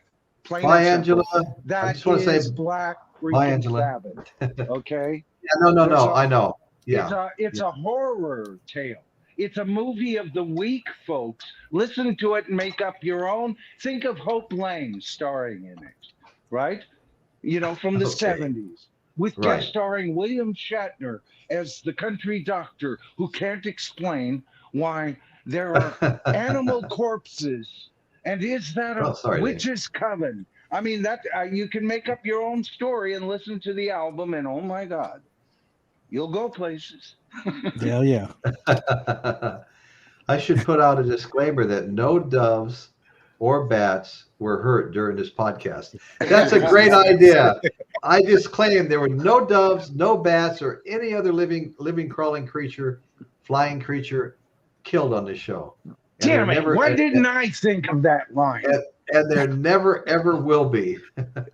There's a reason why I love it. We are animal lovers. One of my favorite things to do is go sit on the porch with a cup of coffee and watch my 2 hummingbird feeders be mobbed by about 30 hummingbirds. And the sunset's not bad too. Sunrise. Hey, to go a little off topic, you were mentioning bands earlier, Michael. Revival Sons. If you're not already into them, or if you don't have any of their CDs, I recommend starting with the Great Western Valkyrie. The Great Western, again. Valkyrie. Okay, good. It's by far my favorite of theirs. I can listen to it end to end and then start it over again. Right. I've been streaming them and Dorothy and Dirty Honey, and I'm not sure which one I want to go for. You know, that first Dirty Honey album is almost perfect. Man, and that's probably the first one I'll get. You know, that one is such a classic rock. That's a near masterpiece as far as I'm concerned. It's got it all. It's got the energy of the first Montrose album. You know, I really like it. Yeah, you know, Dr. Rick is 100% right here as far as I'm concerned. It really is a tough choice between Black Sabbath's first and second albums. They're both really good. Yeah, I agree with that. I really do.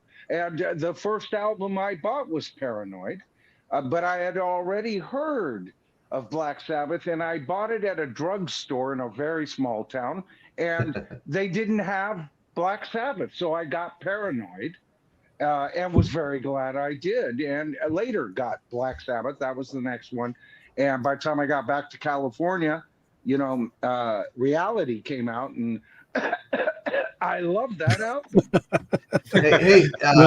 Well done. James Watson, are you serious? Roger Waters spitting on the crowd at Canadian concerts. Have you heard about that, Chris? I heard about that. Oh, I saw him cry on stage in front of me. Here in Detroit. He was doing he started on one of his rants, and then he ended up just reminiscing about how many times he and Pink Floyd and everything played in Detroit, and he just got emotional over it all. When did this occur? When did this occur? Probably the spitting. Oh, the spitting, I don't know.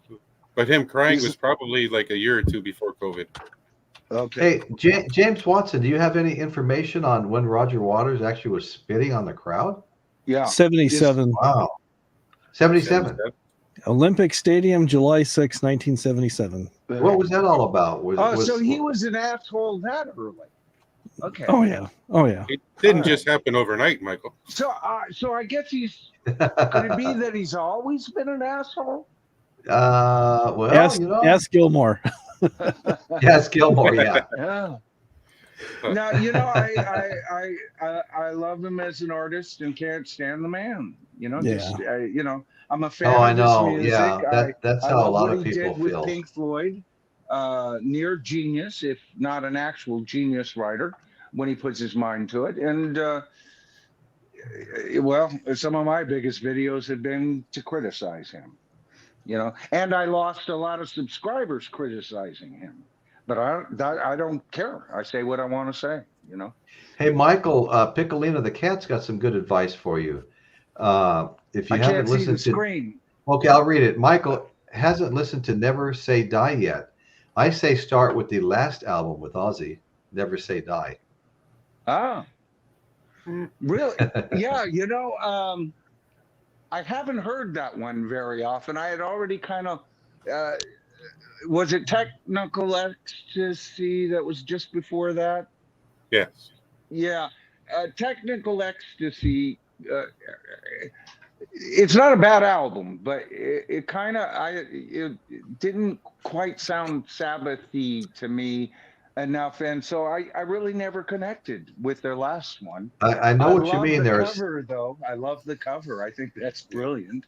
There's songs smattered throughout that don't sound Sabbath-y. Yeah, that's true. That's true. Yeah. And as a matter of fact, that was almost like, I don't want to say gimmick, but once they did Planet Caravan and they got such a warm response with that, they included at least one variation into La La Land. Okay. Yeah.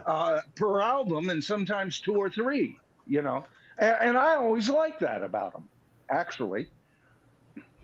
Okay, so Gilmore was very, very mad at a fan, very angry at a fan when he's trying to spit at the audience. Jesus. Sounds like Rosie O'Donnell at that baseball game, What a bitter woman. What a bitter woman. Yeah. Now, boy, she was the most loved woman in America after that night. Yeah, but she was a fake, lying, scheming pig shit of a woman then. I didn't mean that. That was all an act. That was all an act. Yeah. Okay. Her fawning over men on her show. Right. Oh, God.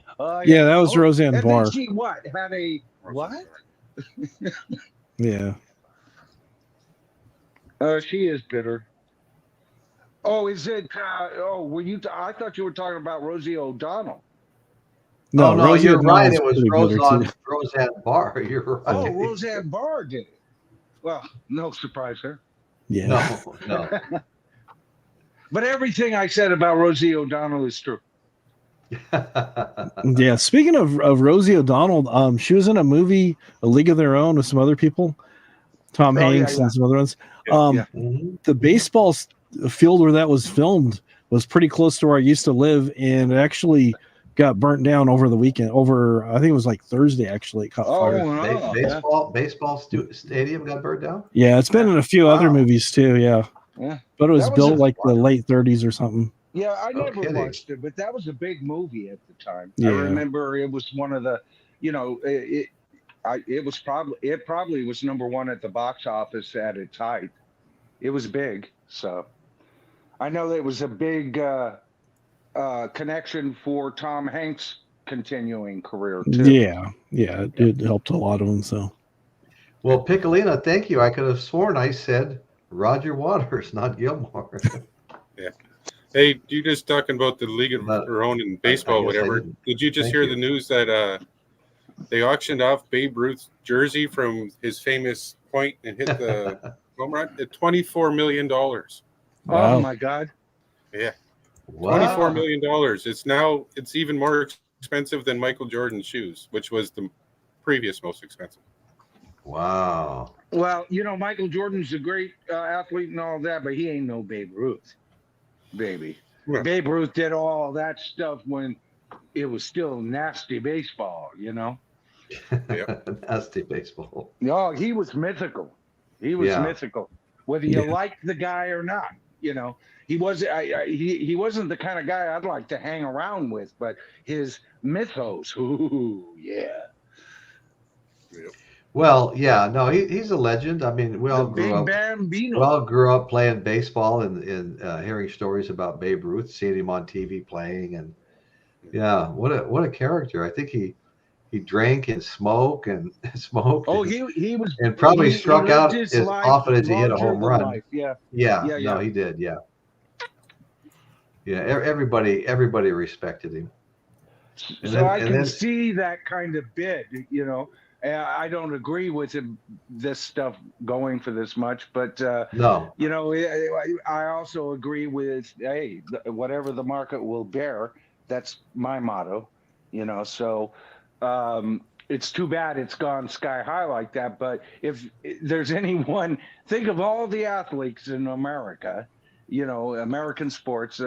God, you know, who outranks Babe Ruth in any sport? yeah. You don't hear You nearly know, as much about him now as you used to, with well, so when many of you and these I other. were growing up, he was Oh like yeah, like yeah. King Kong, baby.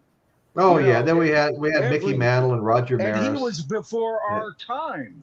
He was yeah, before our time. But man, you're a kid yeah. He was growing King up and Kong. playing baseball. You were regaled with tales from other kids about his legend. You know. Yeah, Yeah. right. Yeah. I had a So lot if of that's friends. cooled down, that's sad, but it doesn't take away from his legend. It just means there's a populace out there that is uneducated. Does that surprise you? See, I grew up with No, Kirk not Gibson really. and Joe Carter and all those guys. Just they're legendary home runs. Like Yeah. Gibson for the Tigers. I mean, is there a bigger video than him hopping all the way from third base to home when he won the Yeah. World Series and that? I That mean, is There a you go. biggie. That is a I mean, biggie. Babe Ruth was the first, but no disrespect to Babe Ruth, he certainly wasn't the only one who was able to pull that No. kind of stuff off. Oh Right, no, but right. you know, you can't compare baseball even 20 years after he played to the baseball that he played. You know, these were ugly surfaces. You played in rain often, Yeah, on that's true. unkept grass.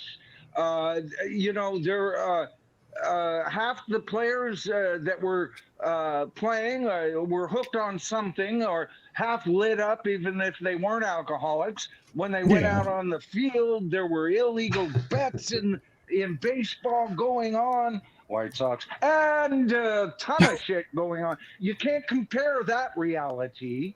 That's No. like comparing life in World War II to 2024. Yeah. It just doesn't translate. So this Right. is back when he was Conan the Barbarian, Chris.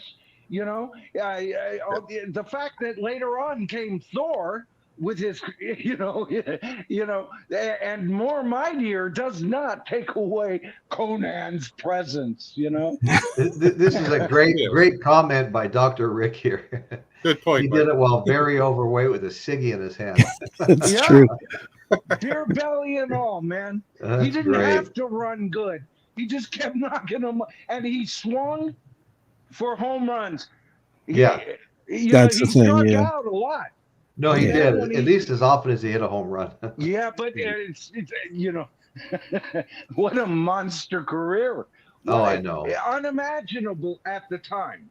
Nobody could imagine it. I had a lot. Well, I had a lot of friends who had Babe Ruth's signature on their own baseballs, but it wasn't my fault they left the Sharpie nearby. So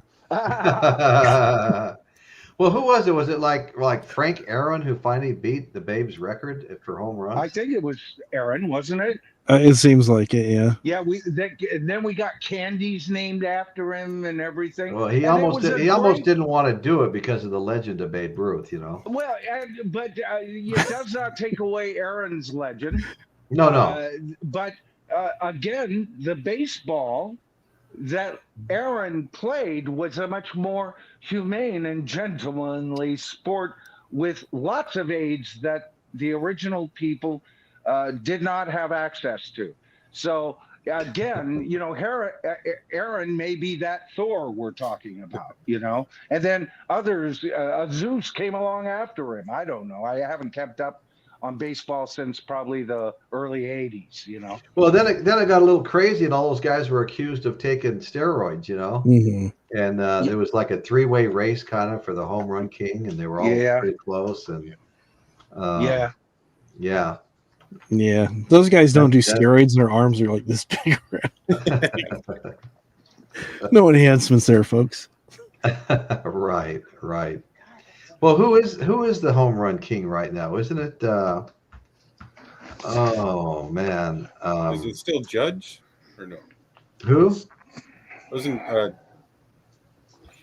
guy named Judge or something?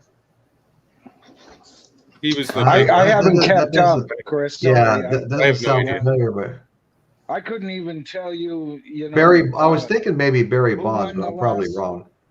World Series. Barry Bonds hasn't played in decades.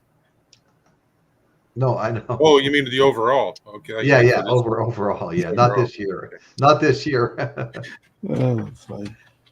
If I had to pick my favorite athlete, it would be Joe Montana. I mean, my own you know, or a toss up between, and you're going to go, wow, twins, either Joe Montana or Bjorn Borg. Okay. And my sport is tennis. I actually, I considered myself an A- player back in the day. I won a couple of local tournaments even. So I'm a good tennis player. And Bjorn Borg was everything I wish I could have been as a tennis player. His ability to, you know, he just stayed on that back line and returned anything. And only a Connors or a later on the Brat could even come close to his game. And even they, for the most part, more often lost to the man than won against him. He was a machine, and so was Joe Montana. The same. They even look alike. You know? Hey, Jersey Devil, thanks for that stat on Barry Bonds. But you know, Michael, a really good friend of mine's dad his dad was from King City, and he had 5 season tickets to the Niners. And whenever he didn't use them, which was 75% of the time, he'd give them to Joe, and we'd all go. Tailgate party, the whole 9 yards. I got to see, oh my God, I got to see one of their playoff games. I got to see the very first game that Deion Sanders played for the 49ers. And he caught an opening kickoff back in the end zone, and he looked like a bolt of lightning, just streak, and he was in the end zone. His opening first play, the opening play of the game. He ran it. What year was this? Oh my God, like mid-90s, somewhere in there. Yeah. Okay. Yeah. So I was like, I got to be a really big Niners fan, and of course, you know, the other quarterback too. What was his name? Steve. The one that was as good as Montana, but he was, you know, Montana was the main man. Steve. Can anybody think of that? Damn, we're having trouble tonight here. I can't remember it, but anyway, he was great too. I think I know who you're talking about, but yeah. And oftentimes Montana would get hurt, and he'd take him to a Super Bowl. He was so good. Right. Or sometimes he'd get him there, and Montana would feel better and come out and play the Super Bowl. You know, Montana, I love the way he never lost his cool, like Borg. He sat back in the pocket perfectly. Not one step was ever 1 micron off. He was always in that pocket so well, and he had the speed to back up any loopholes that were created by a lack of playing by his team, and could snake his way out and still have a sniper's target ability to hit. And the rare times that he was slightly high, you had a team that could produce the catch. Well, you know, I wish I'd have brought the picture in here. I have a framed picture of my favorite athlete of all time, bar none, Muhammad Ali. I absolutely love Muhammad Ali's career. He'd be in my I top loved 10. his, I loved his comedy, his sense of humor. Yeah, you'd be saying, oh, I want to see him get his ass beat. And you know, if you saw him on video saying this thing, his whole entourage was just bent over laughing because he was like a comedian, you know. And what a great boxer. Yeah. Well, you know, as a boxer goes, he's kind of like Robert Plant. You know, I mean, well past his prime, he learned to, you know, do different things with his boxing, like Robert Plant did different things with his voice. Right. Know? What you guys are talking about, Ali, just earlier today, there was a special on PBS. They have like a 5 or 6 part show about Muhammad Ali, but to the point is they were featuring the fight, the Rumble. Was it the Rumble in the Jungle? Rumble in the Jungle, yeah. Anyways, him and Foreman, whatever they called that. Yeah, Foreman. Yeah, they had a trilogy of fights. And they showed like how they assumed Foreman was just going to destroy him, and Ali just changed the rules and did the rope-a-dope, and just like you said, Michael, that's exactly what I'm talking about. You know, I was thinking Frazier when I said a trilogy, but no, that's exactly what happened. This past year, I've done a lot of YouTube hopping, watching Mike Tyson past fights as well as Muhammad Ali past fights. Muhammad Ali is the greatest survivor of boxing that boxing's ever known. But Iron Mike, my God, he is the perfect assassination rifle given to the trooper that you ever needed.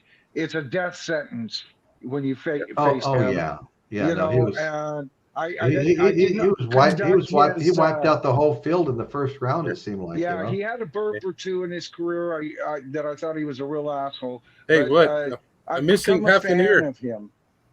Missing half an ear. Was Tyson around? Yeah, I once met him, and that's why I have long hair. That's you know. But you cannot, man.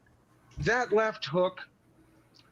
And his ability that if anybody did connect, it bounced off. It's like his body had like shields up. And he fought some guys that looked like monsters next to him too. Oh, God, huge guys, and just knocked the fuck out of him. Yeah, he did. He really punished them, Royce. You know, but that man. You know, and who is it? RuPaul or what was going to fight him? You chicken shit. You better run. You better run, dude, because Mike would have torn your ass up. No doubt. Well, you talk about boxing's golden era. Jesus. Boxing's golden era. You know. Yeah, I mean, he was the last. Well, yeah, but it kind of continued a little while after that. You know, Larry Holmes used to be a sparring partner, and Larry Holmes was a liked great when fighter he did his comeback. Yeah. And then I liked, I like Sugar Ray Leonard. You know, Fists of Steel. Fists of Stone. God, what is his name? I know. I haven't seen or heard from any of these guys in so long. But marvelous. Duran. Yeah, Roberto Duran. No Mas. The No Mas fight. Yeah. Sugar Ray was the fastest boxer alive. Oh, man. Yeah. I knew when I saw him in the Olympics, he was going to be the champion of the world. Yeah. You know, and those fights he had with Hagler. Oh, my God. And Thomas Hearns. I love Thomas Hearns. Me and some friends of mine were back to see a UFC fight in Las Vegas. And one of my friends, he was sitting way up behind me. And I was standing in the aisle, and all these people were walking up. And, you know, fighters go to see other fighters all the time. You could be UFC and boxers are going to come to watch you. You know, you can see the boxers, UFC are going to come to watch you. So I'm standing in the middle of the aisle. I look up and I see Kelly over my shoulder, and he's like the world's biggest boxing fan. And I look down the aisle, and walking right at me is Thomas Hitman Hearns. I'm like, oh man! And he walked right up to me, and I stuck up my hand and said, "Tommy, I loved your fights." And as I'm holding his hand, I look over my shoulder at Kelly, and he looked like he was about to start crying. I can die. He wanted to be down there himself so bad. Oh God, I was there. I almost died, man. I had to look over my shoulder at him intentionally. The only person that I could meet on planet Earth that would make me go that gaga is Paul McCartney. You know, I might lose it with him. He's the one guy that would intimidate me because I'm just, you know, and I criticize him, but he's, and John would be if he was alive, but we didn't get that. So McCartney has been my favorite rock artist of all time. All right. I am a Paul McCartney aficionado. All right. I know his story, right, left, center, backwards, upside down, the stories behind every freaking album. I followed him. I paid to see him 3 times. I got sent my son on the 3rd time. And the 3rd time my son came back and said it was the best thing he had ever seen alive. He still had his voice. I think that was 2005-ish and everything. I would go, you know, but I think Paul, if he is the man that his biggest fan knows that he is, would probably settle me down and, you know, and give me the ground rules. And I would maybe find the nerve to go, well, can I ask this, you know, but and see if I could get away with it, you know. I don't know if I've told any of you guys this story yet or not. Okay, so my buddy is given tickets to a sold-out fight in Vegas, and it's Oscar De La Hoya, the Golden Boy, and Sugar Shane Mosley. Okay, and that's a big fight right there. Yeah. So we're sitting there, and like at all boxing events, boxing royalty is there. You know, they say, and over here we have Thomas Hearns, and Tom would stand up and wave, and everybody be clapping, you know, going crazy. And over here we have, you know, and they were just going around and around and around. And finally, and then Lennox Lewis walks down with dark glasses and a brown pinstripe suit, and everybody's just going crazy, and he circles the ring as a champion at the time. And so this goes on and on and on. Finally, I'm sitting at the edge of the aisle where you walk by. I'm hearing all this commotion behind me, and people are yelling, "He did it! He did it!" I'm like, "What the hell?" I turn around, and it's O.J. Simpson walking down the aisle. And he's like, a couple of brothers keep yelling, "He did it!" And they're laughing and elbowing each other and stuff. Royce, and OJ's just, go ahead. I swear to God, true story. In 1980, I was at Candlestick in the early 80s, I think. It doesn't matter. I'm not going to tell you why I was there, but I met O.J. Simpson. He was going into the clubhouse. Yeah. Just a quick shake in the hand, and you know, of course, I was a fan.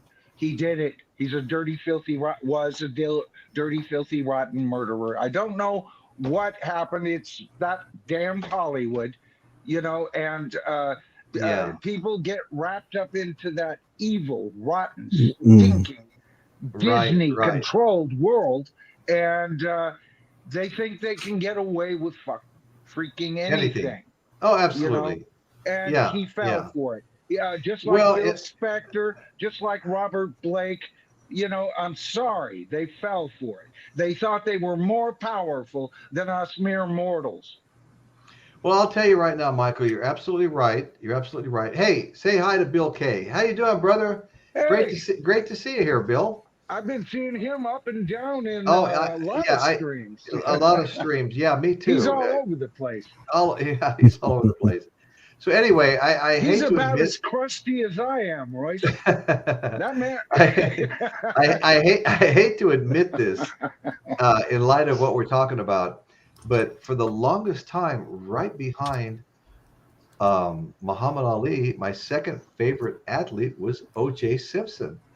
Man, wow. I never missed a UNLV game, not UNLV, but USC game when he was playing for him. In fact, when I was on the football team, I chose 32 as my number on my jersey because it was his number, you know. So he was a biggie for you, huh? Oh, I was a big fan, but you know, everything changes. Tell me, as you know, that's kind of important because I want to hear your story, Royce. How did you feel being that big of a? I wouldn't imagine if all of a sudden McCartney was all of a sudden in a murder. Right, right. I wouldn't know what to think. Is that how you felt? Tell us. I've got to get up. No, Everybody knows it's actually I've got a bad it's history. actually not how I felt. I felt that the evidence was overwhelming, you know. Well, good for you, man. And that was overwhelming right off the bat. Why was he running down the freeway in his car, you know, trying to get away from the cops? No, that means you got some scruples about you. That's why we all love you and why we subscribe to you. No, seriously. People with scruples have no problems making up their mind. They know wrong from right. That don't mean they're perfect, but often people with scruples try to achieve as perfect a lifestyle as they can. And I claim that I'm one of those people. I'm capable of lying, but it's very uncomfortable for me because I try to be as truthful as I possibly can. And you know what? Here's one benefit from being truthful. Guess what? You don't have to remember the freaking lie you told and to who. I never worry about opening my mouth because I go off memory, folks. And there it is. Jersey kudos Devil. To you, Royce. Kudos. Oh, thanks, Michael.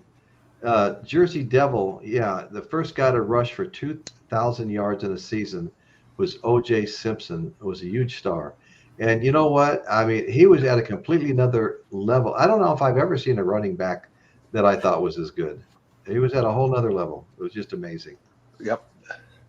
I mean, if you liked football, how could you not enjoy the hell out of watching that? It was just amazing. He just got yardage on every damn time. He was just great. Royce, I have a story about meeting Ozzy in recovery, not long after he was involved in Randy Rhoads' death.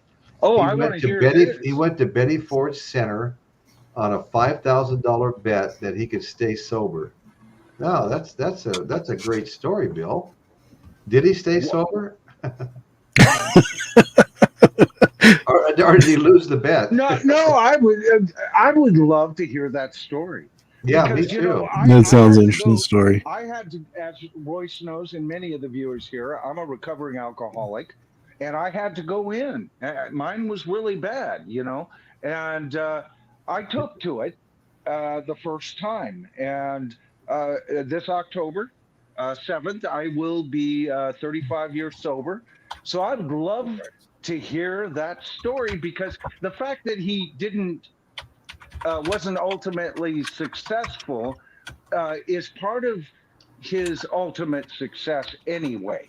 Some people need a couple of starts. It's like a lawnmower. And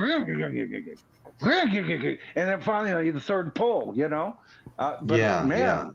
I'd love to hear that story. Right. I would too. Hey, Groovy Lisa's here. Hey, Lisa. Groovy Lisa. Hey, everybody go check Groovy Lisa out on her show. She's very entertaining and you're going to enjoy it. And hit that subscribe button while you're there for our Groovy Lisa. She's almost becoming like Caitlin Stoddard, our own Groovy Lisa. How are you? And Lisa's another content creator that pretty much says what she thinks. Caitlin has a great show. Yep. She's just really good. I want, it's usually during working hours for me, but there have been times I've had it on while I was working. It's not always easy. Construction's kind of noisy. And you don't want to be dropping your phone off the ladder or things like that. But anyway, Caitlin's got a fun show. She does her homework before the show. She really does a good job. I was just over there on her latest stream. Oh, good. Yeah. Had a great time. Good deal. So, Royce? Yes. Drop a link, see if Bill wants to come up and tell that story. I will do that right now. Okay, let me go get another link. The last link I had was great. Last link I had was David, so let me grab a regular would be the join the panel link here. Oh God. That's like the story of the night, if we could get that. For sure. I beg your pardon. No kidding. I promised to okay. Bill K, I just put a link up. If you'd like to come up and tell us that story about Ozzy Osbourne's bet at the rehab center, I would love to hear that. Everybody would. In fact, they're actually clamoring for it. Wow. $5,000 bet that he could stay sober. Wow. Yeah, I'd like to hear more on that. If you've got a, if you want to, we have a link up. So what was the over under on that bet?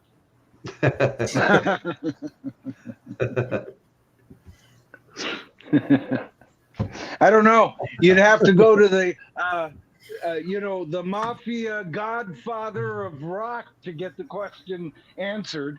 Yeah. Who had the line on Ozzy, in Vegas. Right. Now, who would that be? Oh, he's dead. So who's alive that would be in charge of all of that now? Let's see. Does it rhyme with Baron? Could be. Yeah, it could. I don't know. Ozzy's going to fool us all. He'll probably live to be 100 years old. Swearing to God that he's got one more show in him. He might outlive Keith Richards. Yeah, I know. That's the first thing that comes to mind when I talk about stuff like that. When we were talking about that earlier, Dave, that's what I almost made a stupid ass comment, about, both him and Keith Richards have been known to be, atomic, nuclear fallout proof. Right. The roaches will survive, Of course, then you also see a lot of talk about, we got to start thinking about the role we're going to leave to Willie Nelson as well. Yeah. Well, I heard Keith Richards taught Willie Nelson how to play guitar when Willie was about 4 or 5, I think.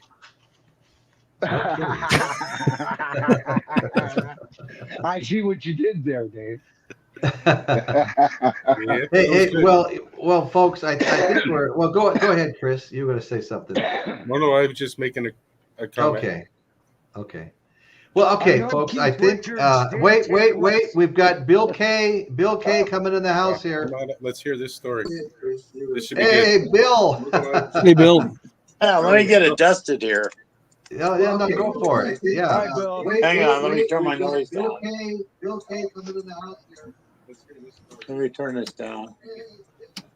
Yeah, great to see you. Hey guys, let me turn my sound up on this you thing. have a story about Ozzy Osbourne and rehab and a $5,000 bet about staying sober.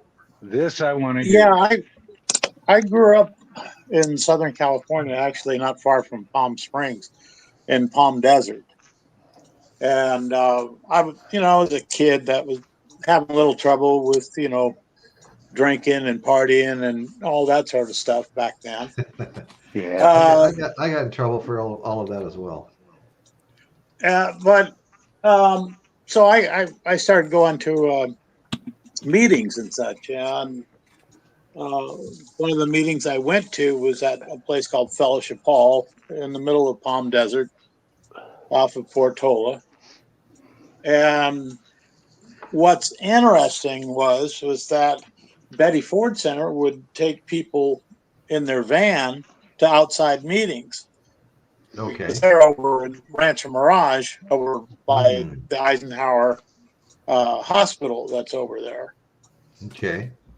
And so they would take people or clients out. And I met a whole bunch, a handful of different people from different walks of life, who were, stars and all that sort of stuff. And at the time, I wasn't really familiar with Ozzy Osbourne at all. I was sitting right across from him, and I look at this guy's hand, and I'm looking at his knuckles, and I'm looking at it going, OZZY.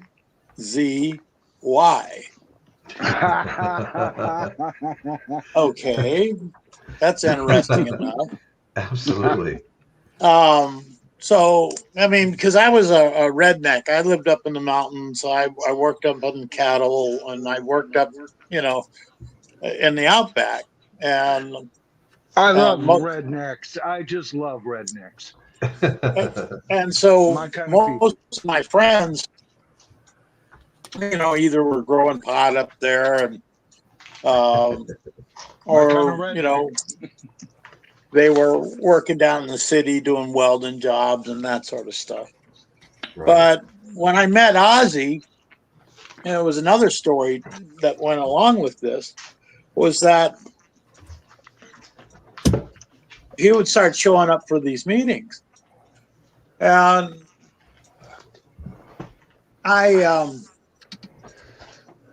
the white van would come, and it was a 9-passenger van, and they would start unloading. And so word would get out that slowly but surely that Ozzy was coming.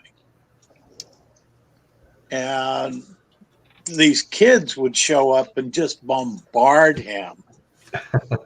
Wow. And they were like trying to rip his clothes. Wow. Oh, wow. So, I mean, trying to stay, rip his shirt and all this sort of stuff. Wow. And I, being a pretty big fellow, I kind of ripped these kids off of Ozzy and threw them to the side. And I ushered Ozzy inside the house, inside the building. And well, what was kind of funny about that is that we became friends during the next couple of, it was about another 2 weeks that he would be attending. But I think Betty Ford Center got in trouble, because of him being attacked. So his frequency in coming didn't kind of lessened after that. Slowed down just a little bit. Yeah. But, I didn't know who he was. I mean,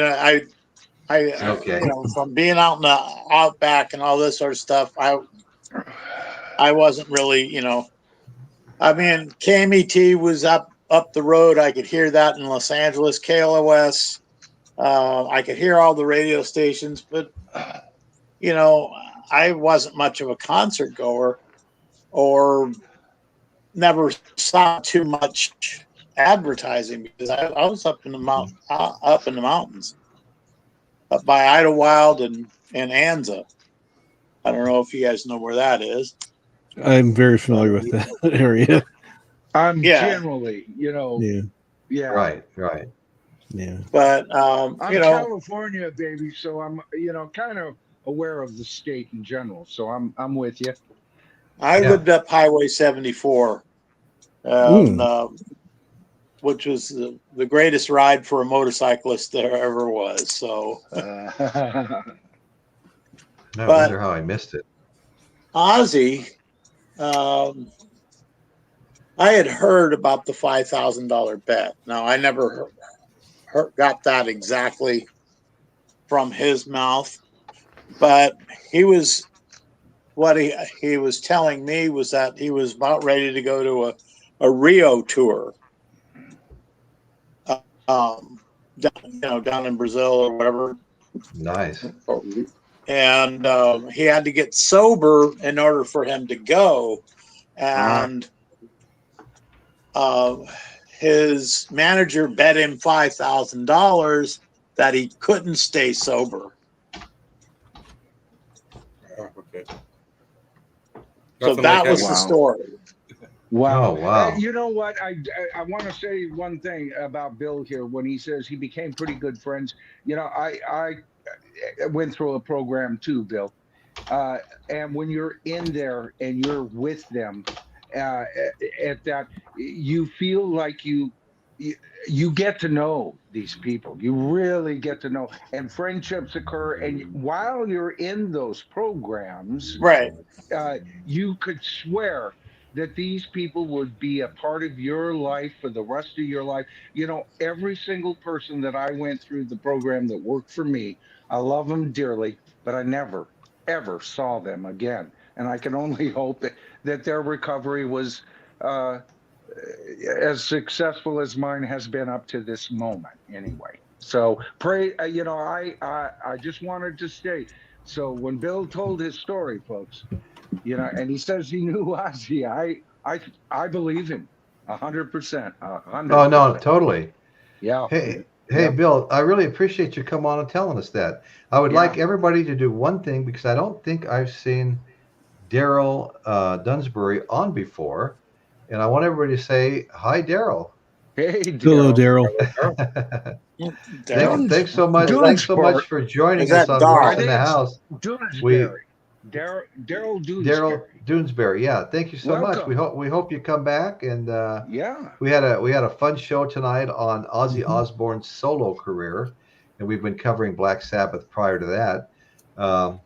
If you have anything you'd like to add to the conversation, you're James. welcome to. No, I'll put a link right here.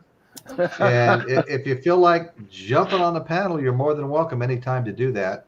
And if you'd rather just stay in the chat and enjoy watching and Come on up, commenting in the James. chat, that's fine too. That's what most people do. Not trying to put any pressure on you. Unlike what Michael's trying to indicate.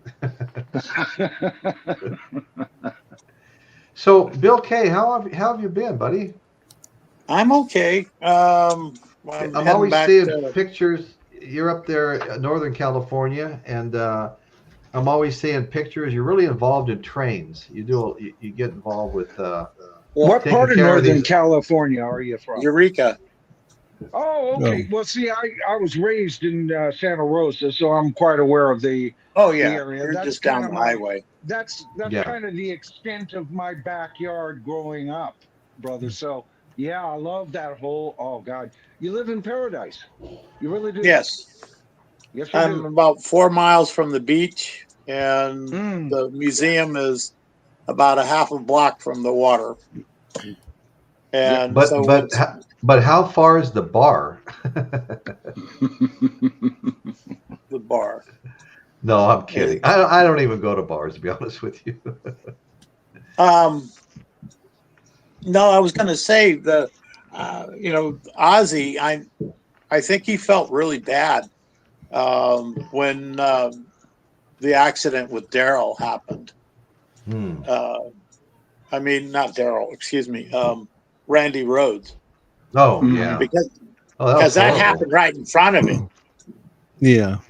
Right. When the plane crashed into the barn. Oh, that would Ozzy was right there. Yeah, I mean, he just got shredded. I mean, yeah. And the guy was being a complete idiot that was flying. It wasn't like he was being a safe pilot. He was trying to scare everybody and stuff, Right. And Ozzy, I mean, Randy really didn't want to get in the plane with him. It was a second trip up, and Randy didn't want to go. And I can't remember. There was a reason why he finally said yes, but I don't remember what it was. Yeah, he had a camera and he wanted to take some aerial pictures and stuff. And then he also went up with Rachel, the seamstress, to because she had heart issues and stuff. She kind of wanted to go, but didn't want to go. So they kind of went together to kind of have each other's back. Yeah. Oh, that's good. Yeah. So, I did a show. But I didn't know anything of that when I met Ozzy the first time. I just kind of put 2 and 2 together that was the progression, how things went, was that, the death of Randy Rhoads, and then he was just preparing. They were just preparing to go down to Rio. Right. So it just makes sense that, I know that Ozzy was pretty shaken up over the death. Yeah, it was. Yeah. So that would make sense that he would go into into recovery, especially a well-known one like Betty Ford Center. And that he did it on a bet. So, but anyways, that's about all I know. He was pretty cool when I met him, but he wasn't a very tall dude. Yeah. He was about 5'5". Yeah, I'm not sure. Yeah, probably. Yeah. Yeah, because Randy was like 5'2". I think Ozzy's maybe 5'8" or 5'9", but still he's not very. Yeah, he was very short. I love that picture where Ozzy's holding him up and he's playing the guitar. Oh yeah, they use that for the tribute cover. Iconic picture. I mean, I love that picture. There you go. That one. Yeah, the bigger picture. Yeah, that's awesome. Now, what album is that? It's a tribute. Okay. Yeah, it's a bunch of live concert footage and stuff. Okay. It has everything from the first 2 albums and has Has a couple Black Sabbath songs on here, even though Randy wasn't a big fan of Sabbath. So Okay. Hop Frog, aren't you down in Temecula area or something like that? No, I'm actually pretty close to Palm Springs now. I moved recently. Oh, So I'm okay. probably about 25 minutes west of Palm Springs. Oh, nice. So yeah. All right, Royce, Yeah. I got to take off, buddy. Thank you, Dave. Okay, Thank you, Bill, for your Chris, story. thanks so Thanks, much Chris. for being here. Yeah. Let's see. We are adding James. Sir James. James. Bill, How you my doing, man? buddy. Everybody take care. I'll see you next Dave. week. Okay, Yeah, Chris, I'll see. Thank you so much. Humboldt. The other There you hosts go. as well. Okay, right Yeah. on. Hey, Michael, what happened to Michael? Sorry, Royce, my earphones died. Okay. His earphones died. All right, Michael. Well, thank you for being here. I'm hoping you can hear me now, but we really appreciate, as always, your valued input and your friendship more than anything else. So thanks a lot, buddy. And James is here. What have you been doing, James? You had a show today, right? Oh yeah, it was good, but not as Oh, fun good. as last week with my Elvis one. That was my best. I Oh, even had you know, Nick I practice me up. I think it's a 1956 Elvis's album. That's like a first pressing of his first album. Oh, nice. Oh, I Yeah. want that. I know you do. Well, I've got a good friend, and I want to give him a shout out right now. And I know Bill Kay knows him, Robbie Detroit. And Robbie Detroit has a YouTube channel called Robbie's Tiger Man Vinyl, or just Robbie Detroit's Vinyl, and it's an 100% Elvis show. His father worked for Elvis. He was part of Elvis's entourage, and Robbie has this huge Elvis collection that his father gave him. Plus what he's added to it over the years. And that show is 110% Elvis. He would have been a great guest to have on. In fact, he's got a good show. He's got a couple of, I don't know, 2,000-3,000 subscribers, 4,000 subscribers. And yeah, he's a great guy. Robbie and we're really tight. He's a great guy. Oh, thank you, Kate. I love co-hosting with you. And he came from a show that Bill Kay used to be on, I used to be on, Kate used to be on, Jeff Davidson, just so many. Linda Foster was here last week, Bill. Oh, nice. I haven't seen her in a long, long time. I see her occasionally. She comes on a few shows. Well, she's I see her on Facebook. We interact on Facebook. But she used to be really active back in the day on Stefan's show. And whatever. But anyway, she doesn't come on to the YouTube channels as much anymore. She was kind of instrumental in helping me get started, in the fact that she brought Pat Lucero, the Wizard, Yes, and Obey, Michael McVeigh, and Michael Altini, brought all those guys to my show as co-hosts when we first started. And those guys are like, you talk about music collections. Oh my God, you've never seen anything like these guys.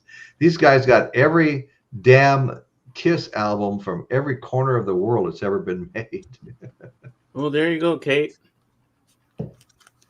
And not only that, one of them has a Kiss pinball machine. Wow. They are like you, and one of them has a show, Kiss My Collectibles. They talk about collectible Kiss stuff. well, I still have that T-shirt. I forgot all about that. Because a while back, Jordan the Lion and on Stefan's show Right. helped do a fundraiser for Stefan at one time. Oh, when he was moving probably to Washington. Yeah. Yeah, that was when he was first moving up to Washington. And I got a Kiss T-shirt. I still have it. It's put away. I forgot all about it. That was from I can't remember the drummer's name now. Eric Singer. Eric Singer. Yeah. Or was it an earlier drummer? Eric Singer. Singer donated an autographed drum to that same auction. Yeah, well, I got one of the T-shirts that he got from Eric, and I still have it. Let me grab that thing. Well, I walked around London with Eric Singer, and it was when Kiss was there. Kiss was there at their final tour several years ago, and we wound up over at the hotel where the whole band was staying. You know, Gene Simmons, Paul. You know, they were all staying at this hotel, and he got off the phone. He goes, Stefan. He goes, Gene wants you to come up. He goes, really? He goes, yeah. Gene wants to say hi to you. So I just stood down in the lobby. And Stefan got to go up and talk to Gene Simmons a little bit. And he's had him on his show a few times since then. So anyway. Oh. Yeah. So we walked around. And Jordan the Lion was also there at that London trip. And we made a few rock and roll videos. Oh, look at that. Yeah. That is nice, Bill. Yeah. Oh, my God. Yeah, look at that. Yeah, I forgot I had it. All this time I thought it was red. That's cool. That is sweet. Oh, it still smells like brand new. I knew it. I knew it was going to say something. I only have like 2 Kiss albums, and that's it. Thanks for all the great insight and stories. Yeah, he'll appreciate that, Jersey Devil. Michael Nolan does have a lot of great stories and a lot of insight. He's very well studied. Again, thank you for being here tonight. I really appreciate it. Well, I'm still here. Wouldn't miss this. Oh, good. Yeah. Speaking of albums, Royce, did you win any in the auction money? Oh, no. You know what? It's crazy. There'll be a $3 bet, then there'll be a $30 bet, then there'll be a $60 bet. Some of that stuff's just been going for crazy prices. I can go up to an antique store in Paso Robles and buy that shit for $17 all day long. Wow. But anyway, I guess I shouldn't have said that. There's something special. Well, and Patrick really, look at that.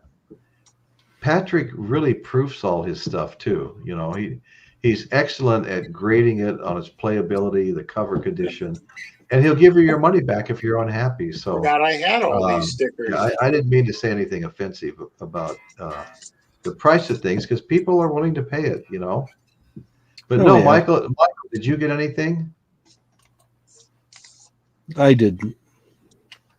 It went for crazy money. Some of that stuff, but you know, people want it. Yeah, if people want it, they want it. I mean, some of the stuff going for $80 to $100. Somebody will bid $15. The next thing you know, they're at $50, and then right before it closes, they'll kick it up to 75 or 80 to make sure they don't lose. I used to do that on eBay when I wanted something.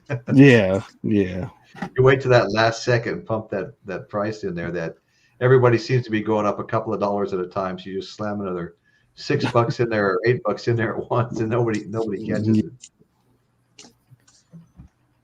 I just thought it funny. I still has Coffee Talk with Adika on the bottom of it. Oh, okay. So that was Steven's show. Yeah, we all still have some reference. Yeah, Stefan's. Yeah, we all still have some things left over from that. I've got you know how you'd be on Talking Wax competing with your vinyl, and if you lost, you got sent to the ward that George the artist had created. And I'm sitting in there with a black eye, and Daddy Boggs has got a broken arm and a sling, and everybody's all beat up in there because they lost the wax competition. And it was actually a fun time. And he made 4 pictures of that, and you tape them all together, and it's, you know, pretty good sized. And a package of guitar picks from that and different things. Yeah, well, I've got one of George's pictures off in the background that he did. It's let me grab it. Yeah. So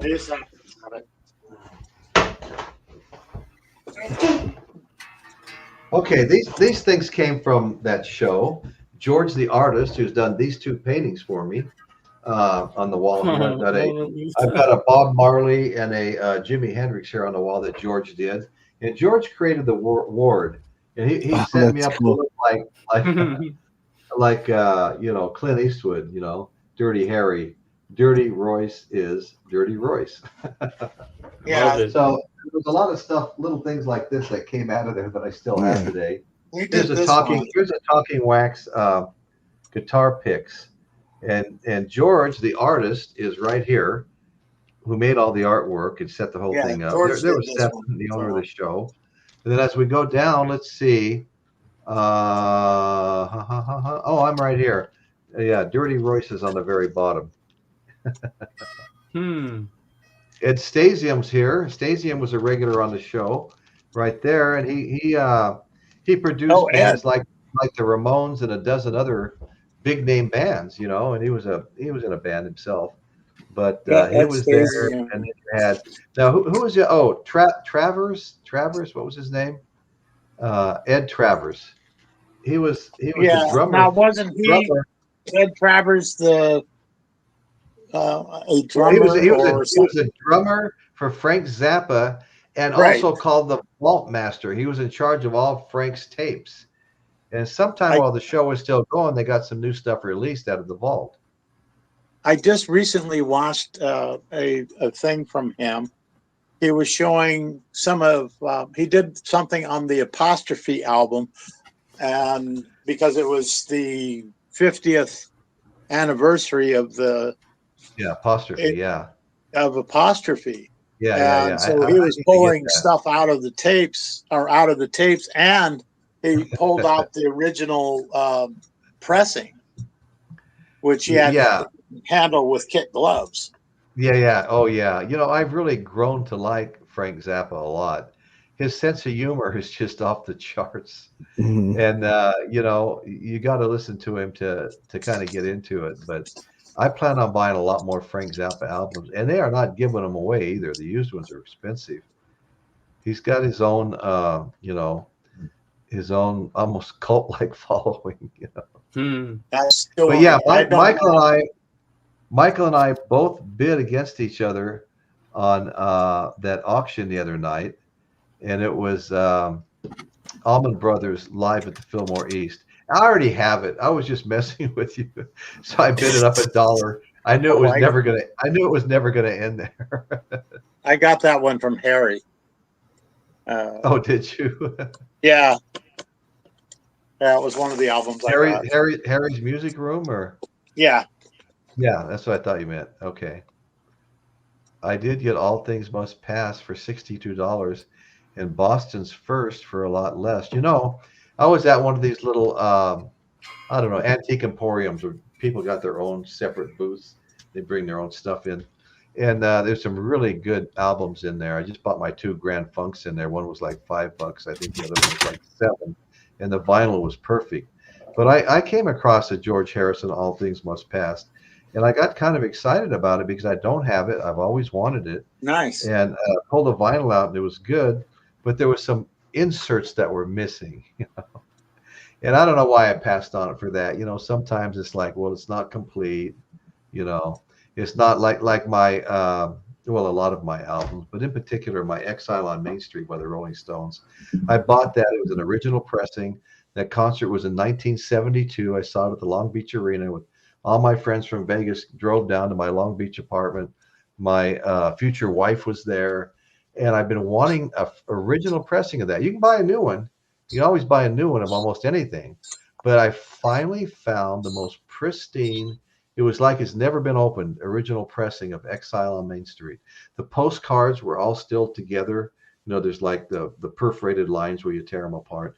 They'd never been taken apart. The poster was great. The vinyl was like brand new 2-album set. And you know what? I think I paid like $160 for that album. Wow. And I've never paid that much for an album, but I've been looking for this for so long, an OG of this album.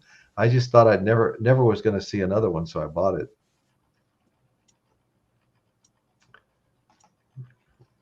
But I didn't even pay that much for my White album, which is a fairly low number with, you know, pristine vinyl and everything in it. The four posters, you know, the 4 pictures of the faces, and the great big poster, all in there, and everything was perfect.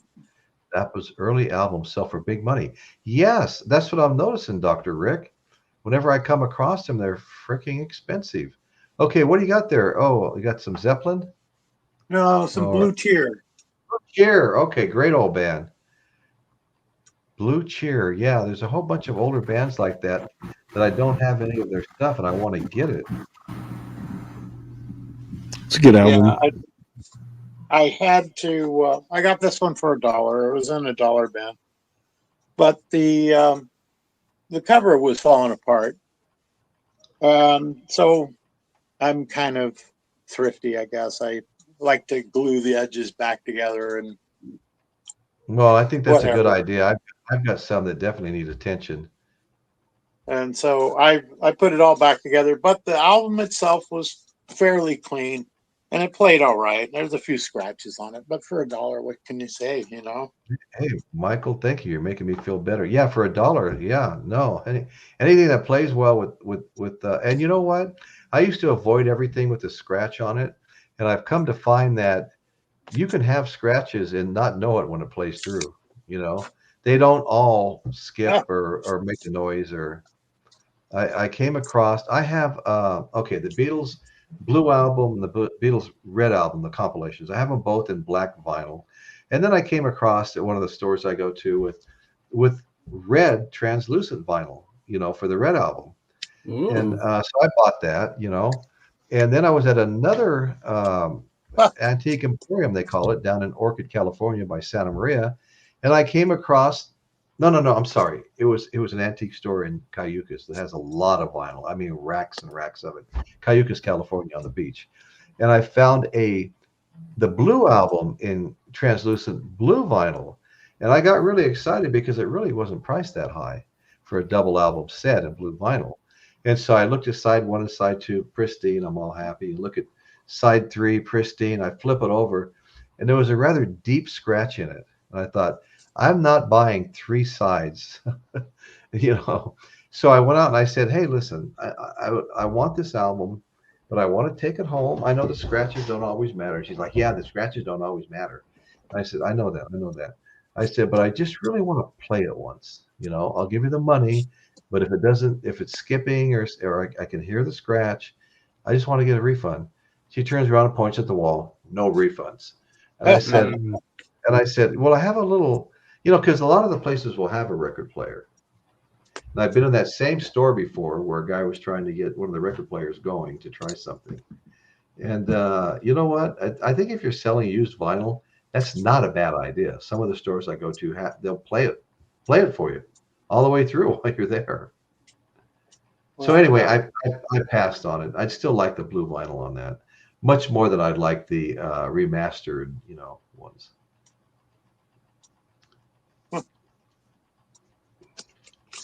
Wow. Well, folks, I see that it's really getting late, and I think we're going to be signing off now. I want to thank everybody that's on the panel. James, good to see you popping in late here. Bryce is going to turn into a pumpkin. It's almost I 1 a.m. here. want to thank everybody in the chat. The chat really makes the show. The chat really appreciate the panel. Really appreciate the chat. And we're going to be signing off now, folks. And that's what's happening in Royce's world today. Thank you all so very much for joining us. And please come back. All right. Good Have night, a good everybody. one, you guys. It was good talking to you. Good night, Bill. Great.